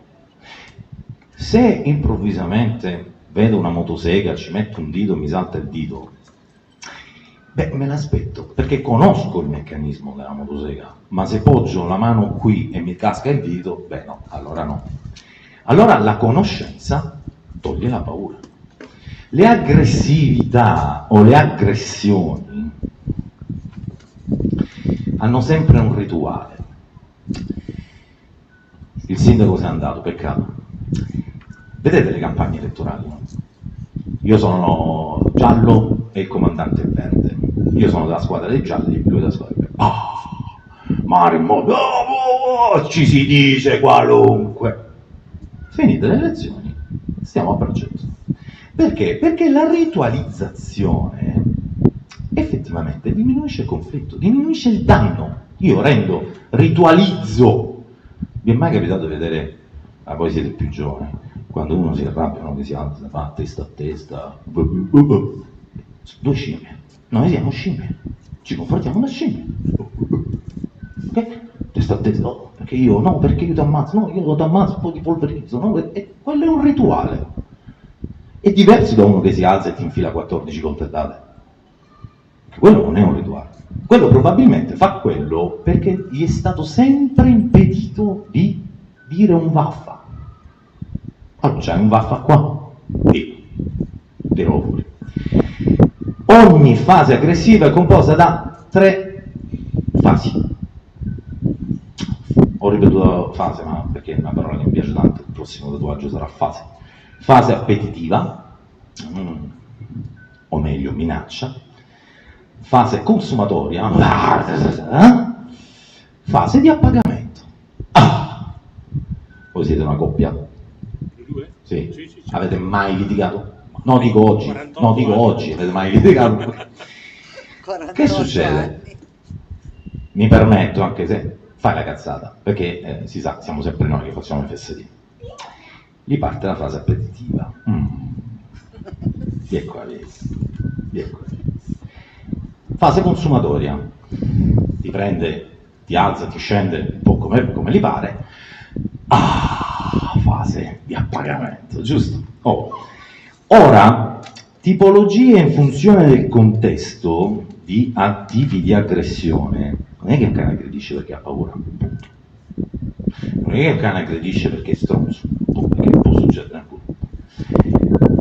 Aggressione predatoria, aggressione gerarchica, aggressione da irritazione, quello di cui signora spesso soffrono le nostre compagne, mettiamola così. Aggressione territoriale o materna, se ci sono dei cuccioli, e aggressione da paura. Ora, queste aggressioni sono diverse, perché? Perché è diversa la meccanica con la quale viene messa in moto. Se io faccio domanda, qualcuno di voi ha cani? Bellissimo. Vi è mai capitato o è capitato mai di vedere che un cane aggredisce un altro cane o un'altra persona? Dopo averlo aggredito, a parte che magari molto spesso nell'80% dei casi non ci sono manco segni, se non un po' di bava, e lì rientriamo nel discorso di prima, no? Ritualizzo l'aggressività. Va e lecca il subordinato e gli fa le coccole. Allora spesso mi capita il genio della situazione. Ho capito che comando io. Non hai capito una mandorla. Quello fa parte del rituale dell'aggressione gerarchica. Io ti meno, neanche più di tanto, faccio finta di menarti, dopodiché ti dico, vedi, mi hai costretto tu. A quel punto il subordinato ha 2 vie. Opzione A. No, scusati, ho ragione, ho esagerato. E finisce lì. Opzione B. Opzione A spesso accade tra cani e cani, perché i cani tra di loro comunicano. Opzione B, tra cane e Rambo. Rambo il proprietario del cane, che non accetta queste coccole, no? Perché dice, mo ti sta a farci perdonare, mo stai venendo a chiedermi perdono. No, idiota, non ti sta chiedendo perdono, ti sta dicendo, se lo fai di nuovo la prossima volta ti smonto, ti faccio a pezzi da ricambio. E quindi è importante sapere queste cose, è fondamentale saperlo, perché se queste cose noi non le sappiamo tendiamo a confonderci. Ma il cane non si confonderà mai, ma proprio mai. Vado a concludere, non vi preoccupate. Adesso vi devo parlare di tutta la mia formazione, sono 26 anni che faccio questo lavoro, quindi faremo anno per anno tutto quello che ho fatto, e poi parleremo di 160 cani che ho in canile, ognuno di... No, sto scherzando. La scuola francese è quella che fa queste distinzioni, la scuola italiana, noi siamo semplici, è un po' come quello che ho visto prima, facile. Aggressività, offensiva o difensiva? Beh, scegli una carta. Offensiva. Offensiva vuol dire che io ti vedo, tu arrivi, pilo, erezione, denti di fuori, orecchie puntate, sguardo fisso, mi avvicino, tutto così, e attacco. Aggressività difensiva, stammi lontano. No, mi devi stare lontano. Tu non mi stai lontano, quello ti smonta. E ti smonta. La differenza qual è? Che nella difensiva non c'è appagamento, perché se io ho paura e mi costringi a morderti, considerando che molto spesso il cane impara che se morde si risolve, ma chi me la fa fare di mettere in pratica tutte le menate, mi lecco, giro la testa, segnali di pacificazione, segnali di stress, motivazione cinestesica, ti do il fianco, mi allontano, ti do una pinzata, basta, vai, via, ciao. No? E quindi capite che generiamo ancora dei mostri. Per non parlare di una cosa che in pochi considerano. Sapete quanti gradi di morsi ci sono? 7. Cioè il cane è come noi. Non è che se mia figlia fa la marachella, io con una mano la tengo e con l'altra la pesto a sangue. No, tu passi sul culetto, un po' più forte, stratto, cioè così via, ok? Quindi le classi di mai morso, forse lui non sa che ha i denti, credo abbia morso in vita sua solo crocchette o salsicce, giusto? Non mi sembra un cane morsicatore, o sì? No. Ah, e mo me lo dici? 3 ore la parlo in italiano. Later I try to translate all.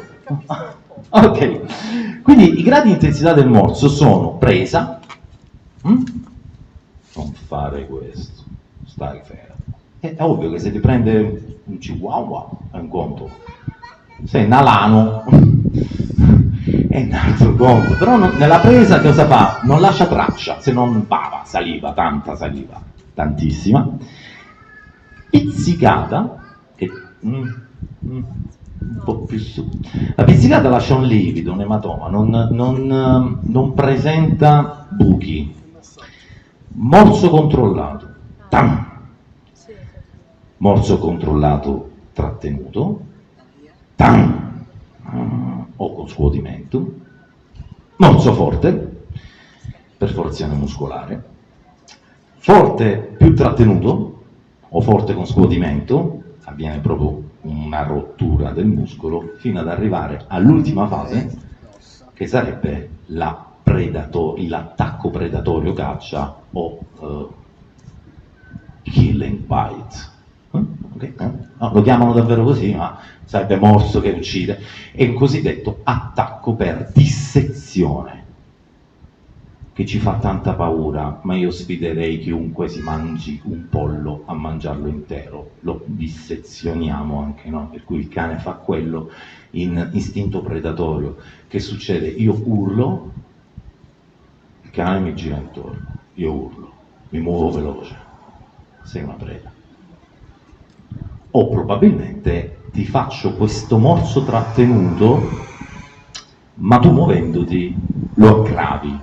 2 cani si pigliano, apro e chiudo una parentesi, raga, le aggressioni tra cani sono normalissime, cioè non ci si deve scandalizzare, urlare Una volta, comandante, chiamò un veterinario, mi disse: c'è un cane cannibale. Oh, un cane cannibale, fantastico. Non lo dimenticherò mai, il cane cannibale. Per cui, che cosa voglio dire con questo? Cane cannibale perché? Perché spesso i cani piccoli, quando incontrano i cani grandi, vengono confusi per prede. E quindi me lo mangiucchio un po'. Concludo con una cosa che io reputo essere davvero d'aiuto. Sono disponibile a condividerla con chiunque, anche se è una cosa non mia. Un tale De Haas, medico veterinario comportamentalista degli anni '80, attualmente ancora vivo, uno dei massimi esperti del comportamento, perché attenzione, fino agli anni '70 non ci si è mai chiesti: ma vediamo come funziona un cane. Vuoi mai che stiamo facendo più danni? Cioè, vuoi mai che io, quando porto il mio cucciolo di 6 mesi a prendersi calci, strattonate e bottigliate in testa, forse sto facendo più danno che bene? E se mi si rompe il moschettone? È fighissimo il controllo, eh? E se si rompe? E se si apre il collare? Allora io preferisco un cane socialmente aperto, un cane pieno di autocontrolli, un cane che arriva, ti punta, arriva così, finisce là, rispetto a questi cani che, se tu non gli dici che possono respirare, non respirano. Perché controlli. Siccome tu non controlli il tuo lavoro, non controlli la tua famiglia, non controlli la tua vita, cazzo, almeno controllo il cane. E invece no. Perché poi succede che il cane dà di matto e ti smonta tutto. Quindi De Haas ha messo in pratica questa bellissima tabella, che è meravigliosa. Avete una calcolatrice su un cellulare, una calcolatrice, vai. Allora, mettiamo in pratica la tabella di De Haas, vediamo che succede. 2 minuti e abbiamo finito, eh? Siete svegli? Sì. Avete domande? No. Vi prego, non fate domande, perché tutto questo io l'ho letto 5 minuti prima di venire, mi sono visto un video su YouTube e quindi sto andando a memoria. Se tu mi fai una domanda, come quando uno da piccolo dice la poesia e perde il filo. Allora, andiamo, C'hai il cellulare? Il tuo. Oh, prendi appunti sul tuo. Apri WhatsApp e scrivi queste cose che diciamo e lo mandi a lui. Allora, partiamo. Massa del cane. Quanto pesa il cane? 30 kg. Faccio un esempio. 30 kg. Peso della persona che conduce il cane. 90. 100. Ok. Categoria a rischio. Cioè, questo cane, chi ha morso? Ha morso un uomo, ha morso una donna, un bambino da 3 a 6 anni, un bambino sotto i 3 anni. Un bambino sotto i 3 anni, allora segna segna un bambino sotto i 3 anni, 5. Poi, aggressione difensiva o offensiva? Cioè il cane si è difeso oppure tu stavi lì col tuo cane, per cavoli tuoi, è partito e è andato a mordere qualcuno? Difensiva 1. L'aggressione era prevedibile o imprevedibile? Cioè, l'aggressione prevedibile, cioè, ha avuto una fase di minaccia, era poco prevedibile, quindi una minaccia poco visibile e subito è andato al morso, oppure era proprio imprevedibile questo attacco? Ha avuto una fase di minaccia. Quindi era prevedibile, diciamo. Ok, prevedibile. 1. Il controllo dell'intensità del morso. Allora, ha fatto una pressione con la bocca senza lasciare nessuna traccia, ha pizzicato facendo un livido blu, un ematoma, ha morso controllato e mantenuto, oppure ha morso e lacerato e distrutto tutto? Morso controllato. Ti vedo troppo ferrato, ma ti è successo davvero? 4. No, se un bambino immagino che il cane di solito... No, siccome ti vedo... Mi sto immaginando la dinamica. Ci sei, bravo. Ha dato dei morsi semplici, cioè un semplice morso, oppure dei morsi multipli? Un morso semplice. Morso semplice trattenuto o morso semplice è definita lì? Trattenuto. Trattenuto. Ok, 2. Ora, l'indice di pericolosità come si calcola? Dobbiamo fare un calcolo. Dobbiamo fare il peso del cane, che era 30 kg, diviso il peso della persona. Quindi 30 diviso 100 è facile, 0,3. Ok. 0,3 per il primo numero che vi ho detto, 1. 0,3 per 1. Ok, quello che viene per il secondo numero che ho detto, per 5. Quello che viene per il terzo numero che vi ho detto, 1. Quello che viene per, aspetta che mi faccio questo calcolo veloce, cim avevamo detto 4, più NO, quello che è venuto per 6. Quanto è venuto? 9. Ora, vada bene. Al di sotto di 10 siamo di fronte a un rischio basso.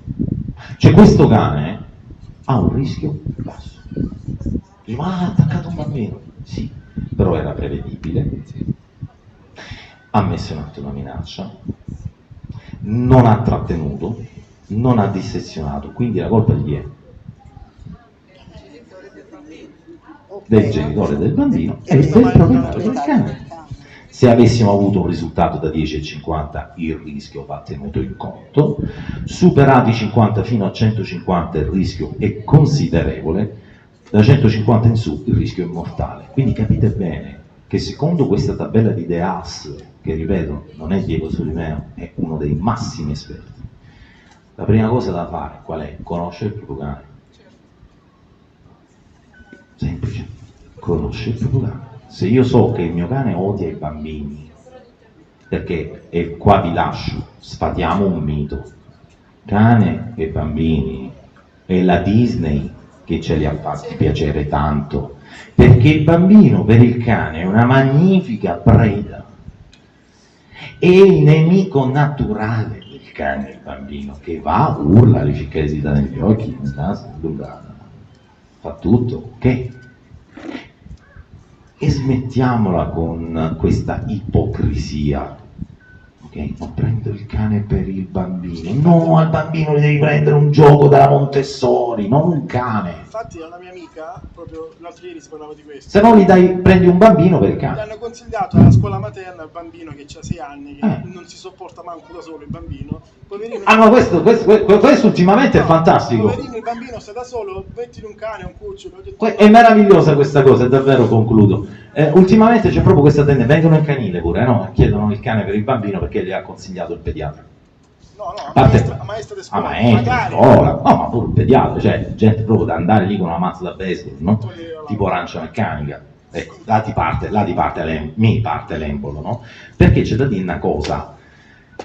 Intanto il bambino va educato a rapportarsi col cane e il cane va educato a rapportarsi col mondo, primo, non a controllare, perché tanto prima o poi ti distrai e il cane o il bambino sta aspettando solo quel momento. 1. 2. Il cane nel primo anno di vita, quando io mi prendo un cucciolo, il primo anno cresce di 20 anni. Significa che io prendo un cucciolo a Natale e dell'Immacolata dopo, successiva, io ho un bambino di 4 anni più uno 5 e ho un cane di 20 anni, mentalmente parlando. Quindi capite bene che sta cosa del facciamo crescere i cani con i bambini, cioè non va proprio a incastro. Ok, io mi fermo qui, mi ero portato la scaletta proprio perché poi quando inizio a parlare prendo delle tangenti infinite e quindi niente, vi ringrazio, ho fatto accendere le luci per tenervi svegli. Ok?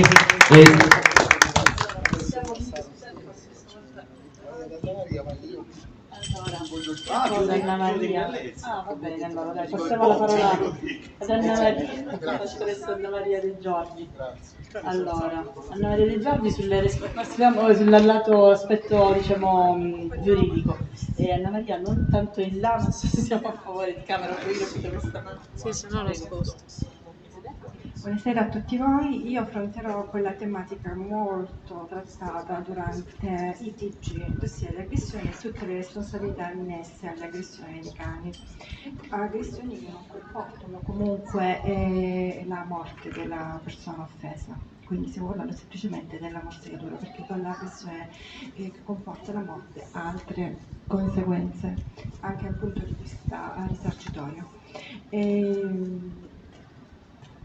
Occorre proprio fare una breve premessa sulla responsabilità del proprietario. Il proprietario, ai sensi dell'articolo 2052, è responsabile di tutti i danni che arreca l'animale. Infatti l'articolo cita l'animale, non il cane, quindi tutti i tipi di animali, anche quando l'animale scappa o sfugge al controllo del proprietario, salvo il caso fortuito. Il caso fortuito da dimostrare in tribunale è molto difficile, perché il proprietario ha una posizione di garanzia, una garanzia assoluta, nel senso che deve porre in essere tutta una serie di strategie di cautela affinché il cane, l'animale in questione, non rechi danno a terze persone.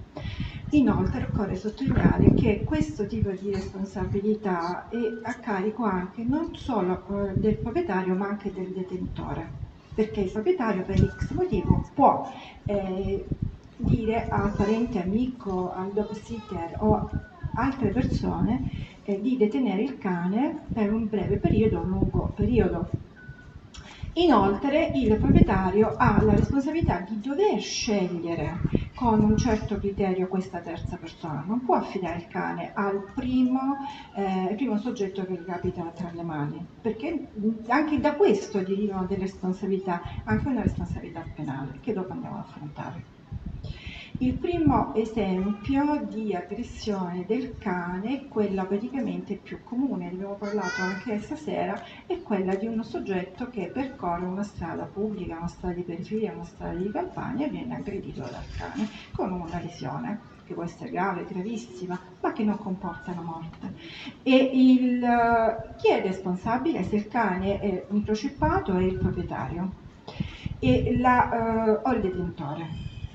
Se l'aggressione avviene in un contesto privato, quindi un'abitazione privata, comunque un luogo di proprietà privata, la responsabilità è sempre del proprietario, se il cane è microchippato. Non esime la responsabilità dalla responsabilità il semplice cartello attenti al cane, come ha detto Pierluigi, è obbligatoria per chi detiene un cane. Il proprietario e il detentore devono sempre porre in essere una serie di strategie per evitare che il cane possa aggredire terze persone. Classico esempio, ma proprio classico, il postino che suona, anche se ha visto attenti al cane, e comunque per fare il suo lavoro deve entrare, trova il cancello aperto, comunque entra e viene aggredito dal cane. O il classico persona ignara che è della presenza del cane perché il cartello non c'è, entra perché ha un appuntamento per vari motivi di lavoro, familiari, di amicizia, affettivi, entra e viene aggredito dal cane. Dice ma stava nella mia proprietà privata. Sì, è vero, stava nella tua proprietà privata, comunque che il cane doveva essere gestito in maniera differente. Mi spiegava, perché Pierluigi per certi versi è più afferrato di me, proprio dal punto di vista pratico, che per assurdo potrebbe anche essere risarcito anche il ladro. È il ladro. Sì, sembra una cosa, salvo che non accada proprio il caso fortuito che il ladro passa da vicino del cane. Ecco, ma se il cane stava praticamente libero nel giardino, ecco, tutte quelle strategie non sono state poste in essere. Seguite? Se l'aggressione invece viene posta in essere dal cane microchippato da parte del comune, ne risponde il comune. Se invece il cane non è microchippato, cane randagio, ne risponde in solido dal punto di vista passivo il comune e l'ASL. C'è una solidarietà passiva. Ma esattamente quali sono le responsabilità? C'è una responsabilità civile e una responsabilità penale. Per quanto riguarda la responsabilità civile, questa viene azionata con per l'appunto con un'azione avviata dalla persona offesa in tribunale, tribunale civile. E il termine di prescrizione è di 5 anni. Che cosa chiede la persona che va praticamente si rivolge al tribunale, che ha subito un danno, una lesione grave, gravissima, anche una semplice lesione come quella della signora che ha descritto poco fa, e quella praticamente patrimoniale e non patrimoniale. Quella non patrimoniale è abbastanza ampia, perché definire quella patrimoniale è abbastanza semplice. Cos'è la responsabilità patrimoniale? Il proprietario, detentore del cane o altri soggetti a vario titolo che hanno la responsabilità del cane devono risarcire in primis il danno patrimoniale. Ad esempio, durante l'evento che ha provocato la lesione, il soggetto aveva un giubbotto di un certo livello, di una certa qualità, e anche quello deve essere risarcito. E dopo, in secondo luogo, deve essere risarcito, il punto più importante, l'inabilità al lavoro. Se io in quel periodo non ho potuto, conseguenza immediata dell'aggressione, andare a lavorare, deve essere risarcito sia il periodo della malattia, cosiddetta malattia, ma anche il periodo di recupero. Devo fare praticamente di una serie di attività riabilitative, che sono stato morso alla mano, al braccio, ho avuto una frattura. Ecco, tutto quel periodo post malattia che mi serve per riabilitarmi deve essere risarcito dal punto di vista economico. Ripeto, deve essere una conseguenza immediata però tutto questo del danno subito. Ci deve essere un nesso di causalità che bisogna dimostrare in tribunale. Dal punto di vista invece non patrimoniale apriamo una parentesi, potrebbe essere infinita, ne ha accennato poco fa la psicologa.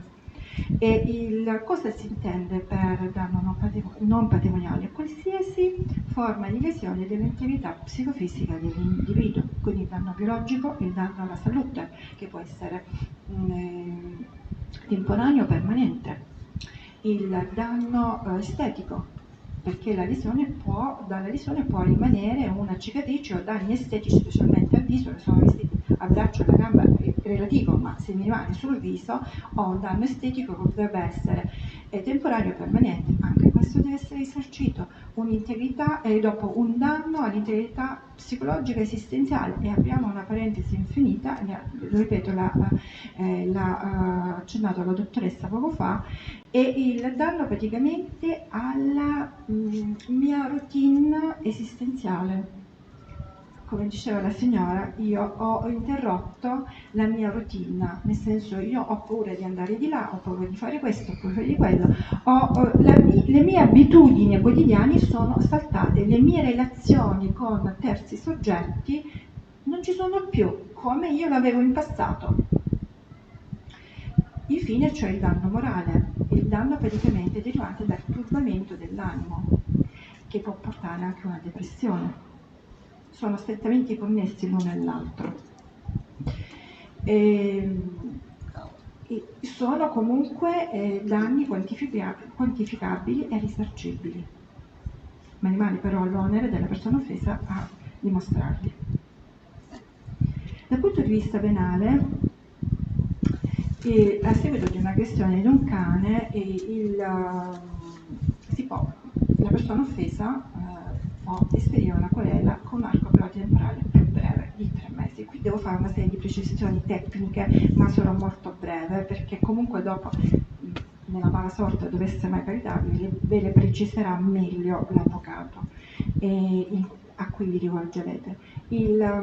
La querela a parte offesa può essere presentata e si avvia tutto un iter procedurale. Questo iter, se arriva a buon fine, quindi cioè l'imputazione del proprietario detentore dell'animale o del proprietario e del detentore, si può chiedere la costituzione di parte civile, quindi saltare l'azione civile e passare direttamente in sede penale e chiedere il risarcimento del danno. Seguite? Sono stata chiara? Chiarissimo. Ecco. Per quali reati può essere perseguibile? Articolo 590 del Codice Penale, lesioni di vario tipo, sino all'ultimo, quella gravissima, con una sanzione amministrativa, una sanzione praticamente è la reclusione. E un altro capo di imputazione, che è quello relativo al 672 del codice penale, per la cattiva gestione dell'animale. Lo lascio in libertà, lo do in affido a terze persone che non sono affidabili. Questo è il primo comma dell'articolo 672. Questo riguarda però sempre tutti gli animali. Ho terminato, sono stata brava. Bravissima.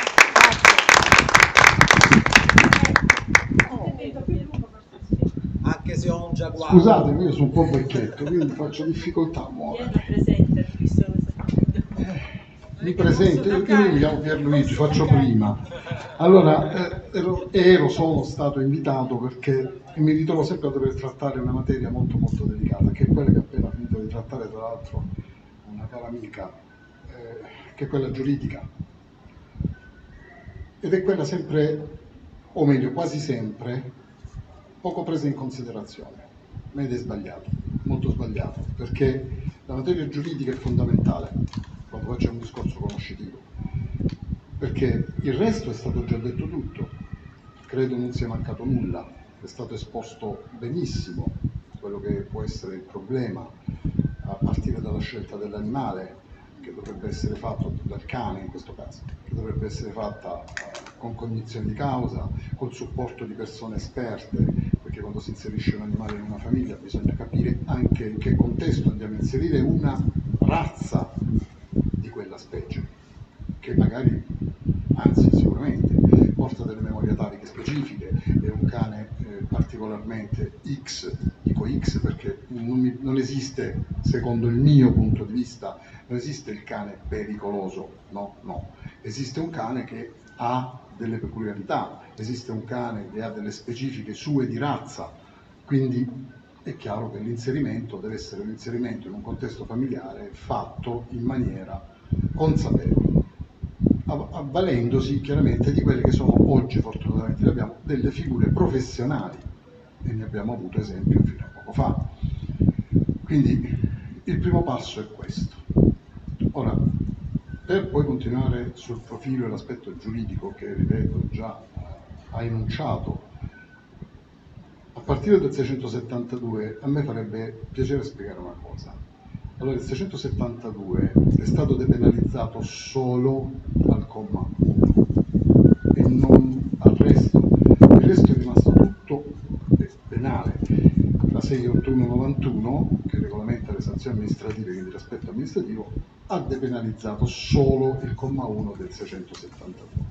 Il 672 è un articolo che si applica non solo per le incaute custodie e il malgoverno di animali, ma bensì anche per altre fattispecie di reati in questo caso, perché parliamo di codice penale, e quindi l'affidamento di un cane a soggetto non abile a condurre quell'animale, o a soggetti, quello lo prevede un'ordinanza del Ministero della Sanità, comunque minori, eccetera, eccetera. E chiaramente ha delle conseguenze. Molto spesso il cittadino o al cittadino ci riesce difficile spiegare che mancare di prestare attenzione al proprio amico a quattro zampe, perché io odio, come diceva l'amico Diego Solimeo, definirmi proprietario. Io non posso essere proprietario di una vita, perché quella è un'altra vita, è una specie diversa dalla mia, ma è comunque una vita, quindi non mi considero proprietario, mi posso considerare amico, posso condurlo, questo sì, mi posso considerare conduttore, questo sicuramente sì, ma devo avere rispetto, e tutti dovremmo avere rispetto ed imparare ad avere rispetto per quella specie che è diversa dalla nostra. Ora vorrei citare, sempre rimanendo in tema normativo, visto che non l'ha citato nessuno, per fortuna mi sono salvato, mi è rimasto un argomento da trattare. Comunque, allora, per fortuna da un lato, per sfortuna dall'altro, perché ancora non è stato recepito, però per fortuna nel nostro Stato Italia, l'articolo 9 della Costituzione, che ricordo essere tra i primi 10, che, fra virgolette, come dire, reggono proprio il nostro paese, inteso come Italia, quindi sono proprio gli articoli capisaldo, no, della Costituzione. Allora, l'articolo 9 è stato modificato inserendo una, tra virgolette, perché non è un comma, è stata una vera e propria aggiunta, un'addizione, d'accordo? Allora, dove parla di tutela della biodiversità per garantire il futuro delle nostre generazioni, quindi parla degli umani, nonché degli animali. Ora, questo implicherebbe che il governo dovrebbe, stante la modifica apportata all'articolo 9 della Costituzione, in tempi brevi, cosa che non farà mai, riconoscere una serie di animali, tra cui anche il cane, che fanno parte poi dell'allegato 1 del regolamento 429 comunitario, una serie di animali come esseri senzienti. Questo significherebbe rivedere tutto l'assetto normativo in riferimento alla tutela degli animali, perché diventerebbe equiparato esattamente a quello della tutela per l'essere umano, cioè sarebbe esattamente la stessa identica cosa. Se io oggi prendo a calcio un cane, mi posso acchiappare, ma guardate, voglio proprio esagerare, ma proprio sto esagerando, no? Il 544 ter, ma un avvocato in 5 secondi chiede l'oblazione, paga un'ammenda di 200 euro, finito lì, non c'è menzione, non c'è niente, non succede nulla. Se invece io pigliassi a calcio un essere umano, lasciatemi dire, sarebbe un po' diverso, perché lì si innescherebbe il meccanismo che ha citato poc'anzi l'amica, e cioè le richieste risarcitorie, le costituzioni di parte civile, eccetera, eccetera, eccetera. Cosa che invece il cane non può fare. Il cane non si può costituire parte civile, non lo può fare, perché giuridicamente è una res, è un oggetto, è un bene mobile. Quindi, ecco che poi diventa difficile tutelarlo anche, e al contempo diventa difficile far passare il messaggio soprattutto a chi conduce per gli animali, a chi condivide la propria vita con quegli animali, che sono comunque diversi da noi, ma sono esseri viventi e come tale vanno rispettati. Ecco da dove nasce il problema. Quindi, lasciatemi dire in una parola sola, cultura. Manchiamo di cultura. Allora, noi dovremmo semplicemente iniziare ad aprirci ad un discorso, ripeto, culturale e assorbire ciò che dovremmo assorbire, perché siamo esseri pensanti, intelligenti, eccetera, eccetera, e comprendere anche che il rispetto va dato a qualsiasi specie vivente. E quindi io adesso mi allargo col discorso, quindi non sto parlando solo del cane, o del gatto, o del furetto, o del coniglio, ma di qualsiasi specie. Ecco perché l'articolo 9 della Costituzione parla di biodiversità. La biodiversità include anche noi. Noi facciamo parte del ciclo, non siamo esclusi dal ciclo. Cioè, quindi se io danneggio una specie, di fatto sto danneggiando anche me. Questo è fuori da ogni dubbio. Ora, per rivenire invece all'oggetto della serata, no? Perché ero più che altro concentrato sulle questioni aggressioni da cane, attacchi da cane. Allora, ultimamente ci sono, sì, è vero, molti più casi, quantomeno perché se ne parla di più, non perché non ci siano mai stati o perché non siano mai esistiti. Ci sono stati, purtroppo, fino a che non si cambieranno alcune regole, che io chiamo regole di rispetto, ma sempre basate sul rispetto, continueranno ad accadere, ed io sono uno di quei soggetti che, ahimè, si trova spesso a dover affrontare direttamente quelle situazioni. Perché per chi non lo sapesse, sono anche una guardia zoofila, pertanto spesso mi trovo a dover affrontare situazioni proprio specifiche, da aggressioni da cane, anche direttamente, quindi proprio mentre il cane sta aggredendo il soggetto. Allora, non è che, come benissimo ha spiegato Diego, le aggressioni sono di tanti tipi, cioè non è che il cane può appunto pinzare e ti fa il lividino, può darti il morsichino e ti fa il forellino, ma se parte nella predazione il cane non lo fermi più.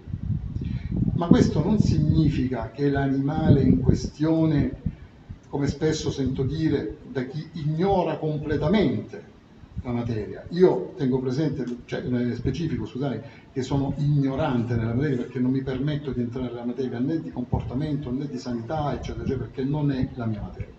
Però per quel poco che ho appreso in tutti questi anni, mi sento di dire con molta serenità che un cane che parte nella predazione, parlo di predazione che è diverso, non è un cane, come si suol dire, è pazzo, abbattiamolo, non è così.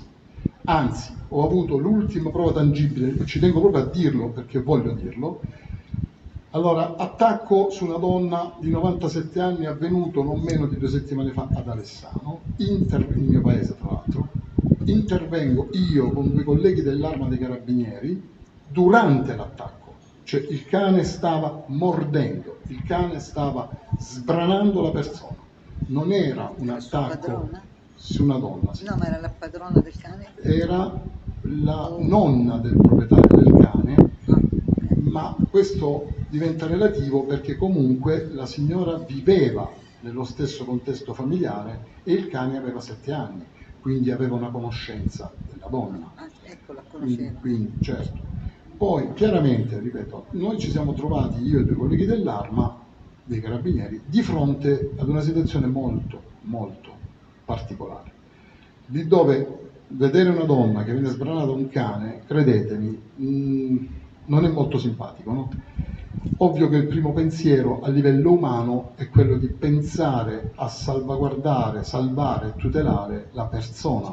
Questo è fuori dubbio, è il primo pensiero che tutti abbiamo avuto, sia io che i colleghi dell'Arma. Però abbiamo avuto, e anche i colleghi soprattutto, io non smetterò mai di ringraziare, la freddezza di riuscire a cercare di contenere l'animale, seppur utilizzando delle armi da fuoco, senza sparare all'animale. Continuerò a dirlo all'infinito perché le testate giornalistiche hanno fatto, non sto qui a dire che cosa non hanno dipinto come quadretto, nessuno ha sparato sull'animale, però è vero che dei colpi sono stati esplosi, ma per spaventare l'animale. Siamo riusciti ad allontanare l'animale, io personalmente l'ho spinto con un piede all'interno dell'abitazione e ho chiuso la porta. Chiaramente soccorso il soggetto, portato via, bla bla bla. Vi posso garantire che il cane si è fatto mettere il guinzaglio senza nessun problema. Il cane con me giocava, mi leccava, cioè il cane era tranquillo. Quindi, finita la fase predatoria, basta, per lui la missione era compiuta. Ora, con questo cosa voglio dire? La donna è morta e chiaramente è triste, perché una donna di 97 anni che muore in quel modo, consentitemi di dire che è veramente triste.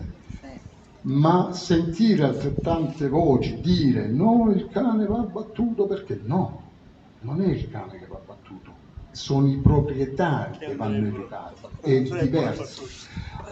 Allora, e qui entra in ballo la funzione, visto che almeno ancora per 1 anno e mezzo, credo, poi non lo so dopo cosa succederà, sono in una commissione della Regione Puglia che si occupa appunto di proposte di legge, eccetera, eccetera. Stiamo avanzando una proposta a livello del Ministero della Sanità per cercare di arrivare ad ottenere, la vedo male, devo dire la verità, perché il Ministero non è molto predisposto in questo senso, cercare di ottenere la possibilità che anche in Italia si possa avere il famoso cosiddetto, è brutto da dire, patentino Ginocchio, è brutto, usare il termine patentino, Diego, è brutto, però ci sta, chiamiamola abilitazione, chiamiamola come vogliamo, però sarebbe corretto che qualunque possessore di animale a venire, ovviamente, quindi si deve fare a priori, non a posteriori, debba fare un percorso e non solo da solo, debba fare il percorso con l'animale, perché già in altri paesi, sia comunitari che non comunitari, ma che comunque per accordi bilaterali in qualche modo ne fanno parte, questo è già previsto. Quindi, se qualcuno già 10 anni fa ha pensato di portare questo tipo di regola che serve, come serve anche insegnare a noi stessi, no? Noi andiamo a scuola, impariamo, noi andiamo a scuola, perché andiamo a scuola noi? Per imparare, per apprendere, credo, no? Allora non capisco perché un conduttore di un cane non debba altresì fare la stessa cosa, cioè dovrebbe essere uguale. E lo stesso vale per chi magari, non so, conduce cavalli o gestisce cavalli, e anzi loro lo fanno sicuramente, perché chi si dedica a quella materia nello specifico sono persone preparatissime, che prima di avvicinarsi ad un cavallo studiano veramente anni. Chissà perché con il cane tutto viene preso alla leggera. Il cane è il cane. E torniamo anche al discorso di prima. Voglio il cane per il bimbo, voglio il cane per la fidanzata, non lo so, un pechinese gli vanno a regalare una lana da 70 kg che poi dopo non sanno neanche come portarlo a passeggio, perché è il cane che porta a passeggio il conduttore e non il contrario. Quindi ecco che abbiamo un problema di informazione, quindi un problema culturale. Ed è questa, penso, una delle problematiche che in Italia si dovrebbe veramente affrontare, quello culturale, il problema culturale. Poi, per il resto noi possiamo fare 300.000 proposte. Quante volte discutiamo con l'amico Diego sulle mie cose in canile, magari tutti i giorni parliamo di tante cose, ma anche quello per dire col comandante di polizia locale, che ci troviamo ad affrontare situazioni anche con le polizie locali, o con altri amici, volontari di associazioni animaliste, eccetera, eccetera. Ne parliamo in continuazione, perché per noi è pane quotidiano, lo viviamo tutti i giorni, e quindi anche vorrei toccare un argomento, scusate, forse uscirò un po' fuori tema, però lo devo toccare per forza, se no non sarei io. Al di là adesso delle morsicature da cani, cosa molto importante, nell'educazione non bisognerebbe educare il cittadino solo ed esclusivamente a condurre il proprio cane, bisogna abituare il proprio cittadino a comprendere quale sia il valore di quell'animale, il valore di ogni specie, e questo probabilmente dovrebbe essere qualcosa di inserito come contesto all'interno delle scuole, perché sicuramente già da lì si dovrebbe partire dando l'input ai bambini fino a che poi non diventano abbastanza grandi, e far comprendere quale sia l'importanza del rispetto delle specie viventi, no? E quindi anche del cane. Qui da noi ancora troviamo veramente muri, ma muri, nel cercare pure di fare un po' di informazione all'interno di plessi scolastici, perché no, con il cane non sia mai entrare dentro la scuola, perché si rivoltano tutte le mamme, non me ne vogliate, donne, madri, non me ne vogliate, però sentir dire che la mamma si rivolta perché si avvicina il cane al bambino, altrimenti il bambino rischia di essere ammazzato, azzannato, morto. Madonna, ma calmiamoci un attimino, cioè voglio dire, non è che tutti i cani si svegliano al mattino e dicono ops, oggi voglio mangiarmi un bimbo. Non funziona così, non è così. E soprattutto quando c'è personale specializzato che si approccia non lo so, ad un bambino con un cane perché si fa educazione, quel cane è un cane che per certo può avvicinare un bambino e viceversa, altrimenti quella persona non si avvicinerebbe mai, non lo porterebbe mai. Ora, questo tipo di resistenze noi continuiamo a trovarle, e chi sta in questo settore, e ripeto, io faccio adesso riferimento soprattutto a Diego, un canile, luogo di prigione, scusatemi il fischio, luogo di prigione. Ancora oggi noi vediamo le strutture come luoghi di prigione. Normalmente una struttura dovrebbe esistere solo ed esclusivamente come luogo di transito, perché magari purtroppo un cane viene rinvenuto sul territorio, libero vagante, incustodito, però si dovrebbe immediatamente rintracciare il proprietario, restituire l'animale. Poi se per una disgrazia dovesse capitare anche il cane senza microchip perché figlio di una cucciolata X, adesso non voglio entrare proprio nel merito, ma la struttura dovrebbe servire come luogo di transito, non come il dimenticatoio, e quindi prendo il cane, lo sbatto in canile, ciao, arrivederci, grazie, tanto c'è chi paga, no che ce ne frega. Non va bene. Vi cito solo un dato, per chi non lo sapesse, e se per chi sta anche in diretta magari mi ascolta. Potrei essere smentito, ma è che è difficile, è impossibile anzi. Allora, nella regione Puglia, a differenza di molte altre regioni d'Italia, spendiamo mediamente tra 28 e 30 milioni di euro l'anno, parlo solo dei comuni, per il randagismo. E queste sono le cifre ufficiali. Poi ci sarebbero anche quelle ufficiose, poi ci sono anche quelle né ufficiali né ufficiose, quindi quelle proprio che non si sanno. Pertanto qui stiamo parlando di cifre di milioni, decine e decine di milioni di euro che ruotano intorno ad un sistema che purtroppo è senza controllo. E ogni volta che cerchiamo in qualche modo di acquisirne il controllo, ecco che succede qualcosina che sposta l'attenzione e inevitabilmente, chiamiamola politica, va bene? Ecco, non offendo nessuno. Quindi viene spostata l'attenzione e questo non va bene, perché io mi chiedo spesso, quando un cittadino deve aspettare 6 mesi quando gli va bene, dico 6 mesi, ma proprio perché gli è andata benissimo nella regione Puglia, io parlo della regione Puglia, per fare una semplice visita medica, ne ha bisogno, ma no, ma deve aspettare 6 mesi, perché non c'è posti, però se paghiamo i posti ci sono, no? È giusto? Correggetemi se sbaglio. Ora, questi 30, 40, 50, quelli che sono milioni di euro che transitano e che vengono comunque sottratti dai capitoli della sanità, perché sappiatelo, vengono sottratti dai capitoli della sanità, perché quando si tratta di animali, tant'è che noi facciamo parte del Dipartimento di Sanità Animale, che è strettamente collegata con quella umana, quindi non cambia nulla, il Dipartimento è lo stesso, solo che noi ci occupiamo di quell'animale e poi c'è quelli che si occupano della sanità umana, ma i soldi sono sempre quelli. Non pensiate che so perché si tratta di animali allora sono soldi diversi, no, i soldi sono sempre quelli. Quindi io mi chiedo, il cittadino in generale si è mai posto il quesito nel momento in cui abbandona un cane che già sta compiendo un atto squallidissimo, ma va a gravare su chi il costo di questo cane moltiplicato per tutti quelli come lui o lei che lo abbandonano? Va a gravare sulle nostre tasche, va a gravare sul nostro stato proprio di salute, e non solo per le lunghe attese, ma anche proprio per ragioni sanitarie. Ma ripeto, non entro nel merito perché non sono organo competente e non lo posso fare. Dovrebbe esserci un veterinario dell'ASL perché potesse spiegare anche questo. Però è giusto che il cittadino le sappia queste cose. E non bisogna mai mettersi 2 fettine di melanzane davanti agli occhi e dire no vabbè, ma a me non mi importa di questo problema, no, invece ci deve importare e dobbiamo fare attenzione. E viva Dio, ultimamente, e poi concludo, ho notato che sta crescendo molto l'attenzione nei confronti del problema della tematica, sta crescendo, forse perché culturalmente stiamo andando un po' avanti, poi ci sono tanti giovani che hanno anche a cuore questa tipologia di problematica e quindi la vivono in un certo modo. Chiaramente poi devo dire che ci sono momenti in cui si va all'eccesso, nell'eccesso, e anche lì bisognerebbe avere un attimo di controllo.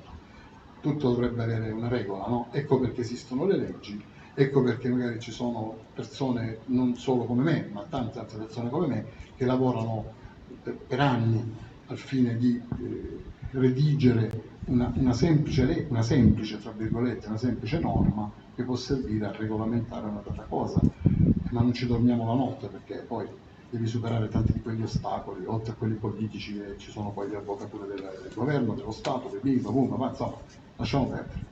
Cioè, da un concetto piccolo così ne viene fuori un marasma, ma ci proviamo. Ecco. E per ultimo stiamo provando, e così concludo, a vedere di ottenere questo benedetto patentino cinofilo anche in Italia, se ci sarà consentito. Io spero che si possa partire come provincia di Lecce, come proprio provincia pilota.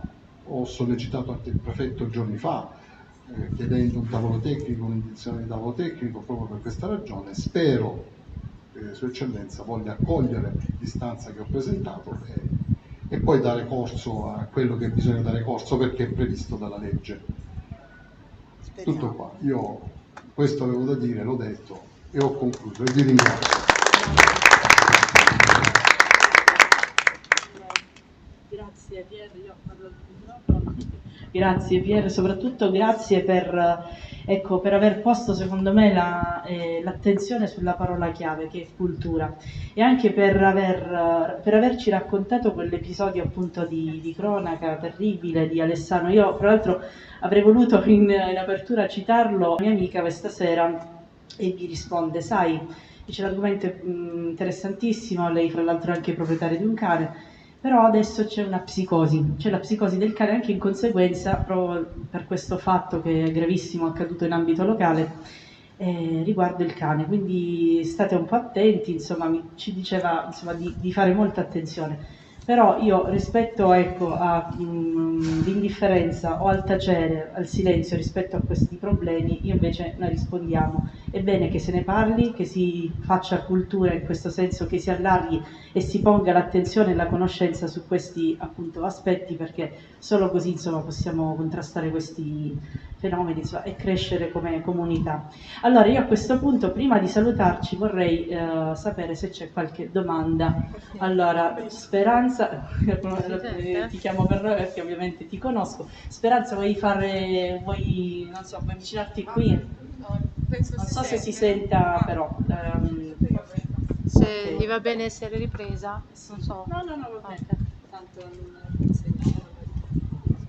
Allora, niente, volevo aggiungere alla proposta di legge, per non essere più il cane oggetto dobbiamo cancellare il costo, cioè il cane non deve essere, l'animale non deve essere più comprato. Ecco, io ho lavorato molto nella protezione del bambino. Un bambino per essere affidato alla famiglia, questa famiglia va valutata e va valutato se il bambino coincide. Uguale penso che si dovrebbe fare pure con gli animali. Io do l'animale se secondo le caratteristiche dell'animale e della famiglia dove deve andare va tutto bene. Io ho pure il cane e mia figlia quell'esercitazione che abbiamo fatto, no, si inquadrava perfettamente, perché dicevo lascia stare il cane, no, perché magari il cane riposa e lei va lo stuzzica e dal naso sempre mia figlia 5 volte con il naso viola, e lì entra pure la legge, no, perché poi dici che fai come genitore, perché tu dici l'ho detto, però è sempre una bambina, anche se ha 10 anni,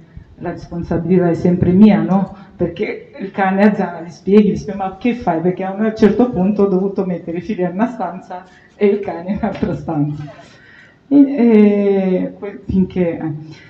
Questa è una cosa. Seconda, mi è piaciuto molto come hai organizzato tutto, insieme, nel senso come logica dell'incontro, nel senso che abbiamo capito come è fatto sto cane, e quali sono, diciamo, come i comportamenti, no, la parte psicologica, la parte comportamentale, legale, così. E lo volevamo fare pure con i giovani, con i ragazzi, con i comportamenti, no, che capiscono, perché c'è stato un episodio di violenza in una discoteca 2 settimane fa con un ragazzo di 17 anni di Torrevado, dove 20 ragazzi gli stavano, io l'ho visto il video con i miei occhi, gli stavano dando delle botte, ma proprio di brutto.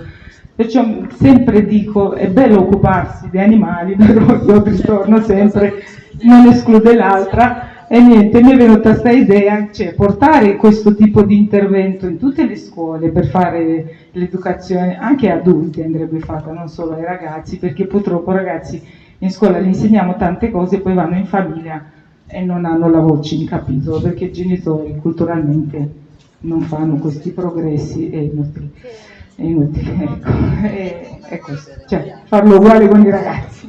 Bene, accogliamo il suggerimento per altre iniziative. Allora, sì, Diego, prego, sì, ritorna. Solo un piccolo chiarimento, se non ha da aggiungere qualcosa dietro.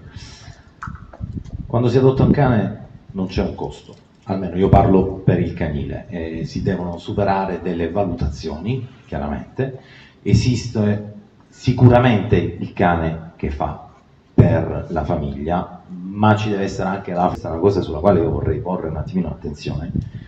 Io non pago il cane, io pago il lavoro svolto su quel cane. Quindi, per tornare a quello che ha detto prima la dottoressa veterinaria, è ovvio che nel momento in cui io pago 80 euro un cucciolo di 40 giorni, io sto solo alimentando un cagnaro, perché sto pagando per un lavoro che non è stato fatto e che chiaramente diversamente è prendere un cane in un allevamento certificato serio, dove chiaramente non paghi più 80 euro, paghi 1000, 2000, 700, ma stai pagando un lavoro fatto dietro una selezione genetica, con test genetici per decifrarne il tipo di accoppiamento. Ma se io ho il maschio, lui c'ha la femmina, facciamo i cuccioli e li vendiamo a 50 euro a 40 giorni, e lì no. Allora lì chiaramente, quindi, e dipende anche molto da noi. che va a comprarlo, con quale attitudine va, perché è uguale, io ti ho fatto come il bambino, io ti ho fatto, io ti ammazzo, uguale per il cane, è mio, in quel senso. È un bene giuridico, il cane purtroppo è un bene, come ci hanno spiegato, un bene al portatore, però, cioè, ripeto, quando io vado in allevamento non sto comprando il cane, sto pagando un lavoro svolto dietro quel cane, ed è ben diversa la cosa, no? È ben diversa, perché un allevatore serio seleziona anche la famiglia. Pensano il 5% delle acquirenti. No, forse il 3, forse il 3. Grazie. No, aspetta, blocchiamolo qua. Domanda. Riprendo il microfono perché ho sempre la voce bassa. Sì, per te. E se non la so? No, la devi sapere. E qual è proprio, entriamo nello specifico. Io da ex proprietaria di cani mi sono trovata che il mio cane mi ha aggredito, ma lì fu colpa mia, ma più e più volte nelle famose strade di campagna pure io mi sono trovata con il cane randagio, ma spesso cani di proprietà lasciati liberi. Che si deve fare punto per punto e che non si deve fare? Una domanda che tutti avremmo voluto fare. Allora, a tal proposito, scrivo un libro e lo vendo. No, scherzo, perché sarebbe una risposta galattica. Allora, intanto partiamo da un assioma. Il randaggio non ti viene ad aggredire, perché il randaggio, inteso come cane che c'è uno studio dietro, c'è un gruppo di colleghi meravigliosi che fanno uno studio che si chiama Stray Dogs, studiano proprio randaggi in tutto il mondo, chiaramente molto in Russia, Tunisia, quelle zone lì. Io ho faticato un po' a capirlo, dopo ci sono arrivato. In alcuni casi, anzi in molti casi, il cane randaggio è una risorsa, non è un problema. Perché? Perché il randaggio sa benissimo una regola madre: io non mi vado a mettere nei guai, perché se io ho una colluttazione su problemi, se mi ferisco sono problemi.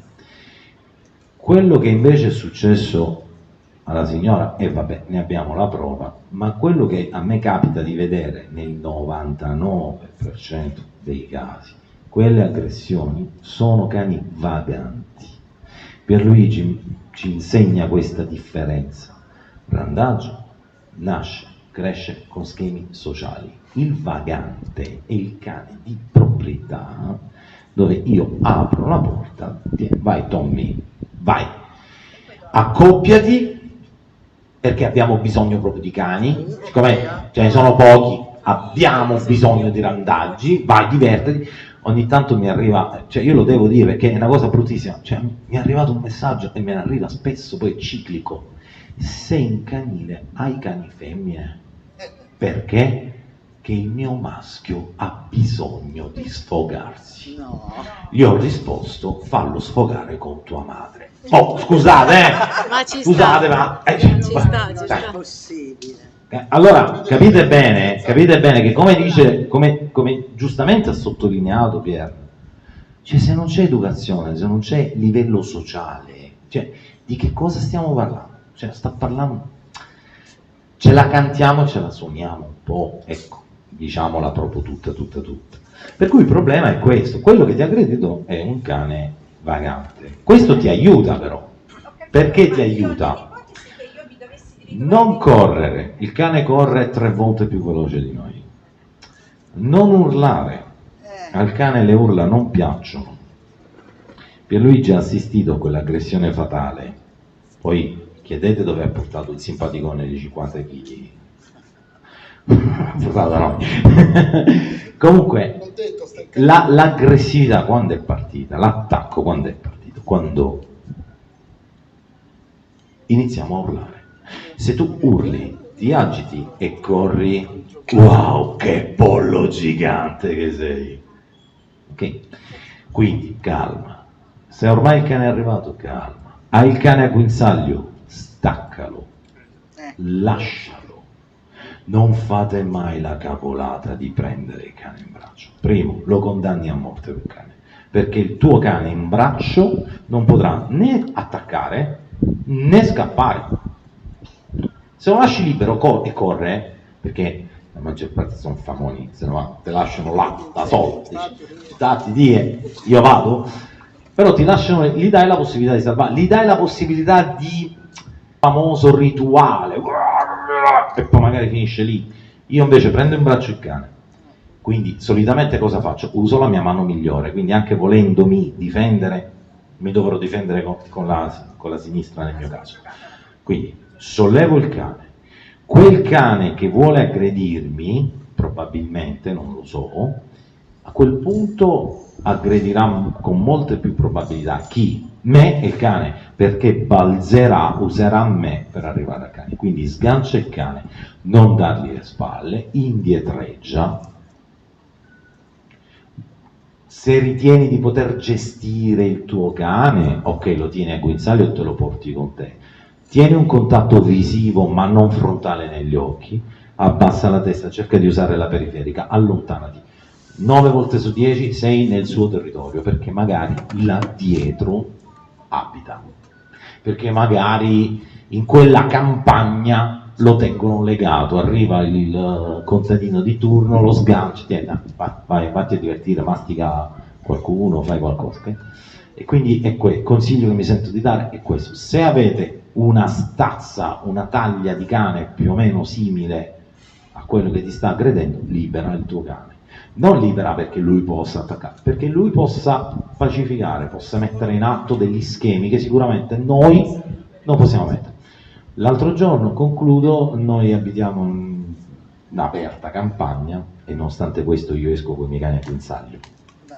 Giardino di 40.000 metri quadri chiuso, ma io esco tutte le mattine, noi usciamo con i nostri cani a guinzaglio, perché camminare col cane al guinzaglio e fare un'attività sociale insieme, non è vai a fare la pipì che torniamo, ok? Però chiudo solo, ci sono dei signori che fanno le passeggiate, uno di questi aveva in mano un bastoncino così. Gli ho detto, cazzo fai con quel coso in mano? No, ho sentito che ci sono dei lupi. Bene, e quindi va in giro col bastoncino così per fare il riporto con il lupo, forse può fare il riporto. E chiudo, qui il comandante adesso con il taser mi addormenta. Se questo è il mio territorio, no? Qui c'è il paese e qui intorno ci sono dei cani semiselvatici, quindi quei cani che danno fastidio solo se uno ci va nel loro territorio, ma non ti aggredirebbero mai. Se io accalappio indistintamente tutto quello che si muove, anche i semiselvatici, io sto togliendo le torri di guardia e questo buco biologico verrà rimpiazzato, se mi va di fortuna, con le upupa, con qualche faina. Ma se la fortuna cambia, questo vuoto ecologico sarà occupato dai lupi. Poi che fai? Calappi i lupi. Diventa un po' difficile. Quindi, secondo me, ma di questo secondo me ne dovremmo parlare proprio in separata sede. Facciamo un'altra Cioè, conferenza. accalappiamenti più mirati, ecco.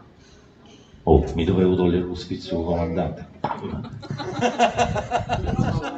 Grazie. Grazie Diego. Va bene, ci sono altri interventi, domande? Possiamo... Se ne facciamo un altro. Ma brevemente col tono della sintesi? No, va bene, rimandiamo dai allora al prossimo incontro. Va bene, io vi ringrazio, a questo punto ringrazio i nostri relatori e ringrazio voi del pubblico, anche chi ci ha seguito da casa e vi auguro buonanotte. Grazie.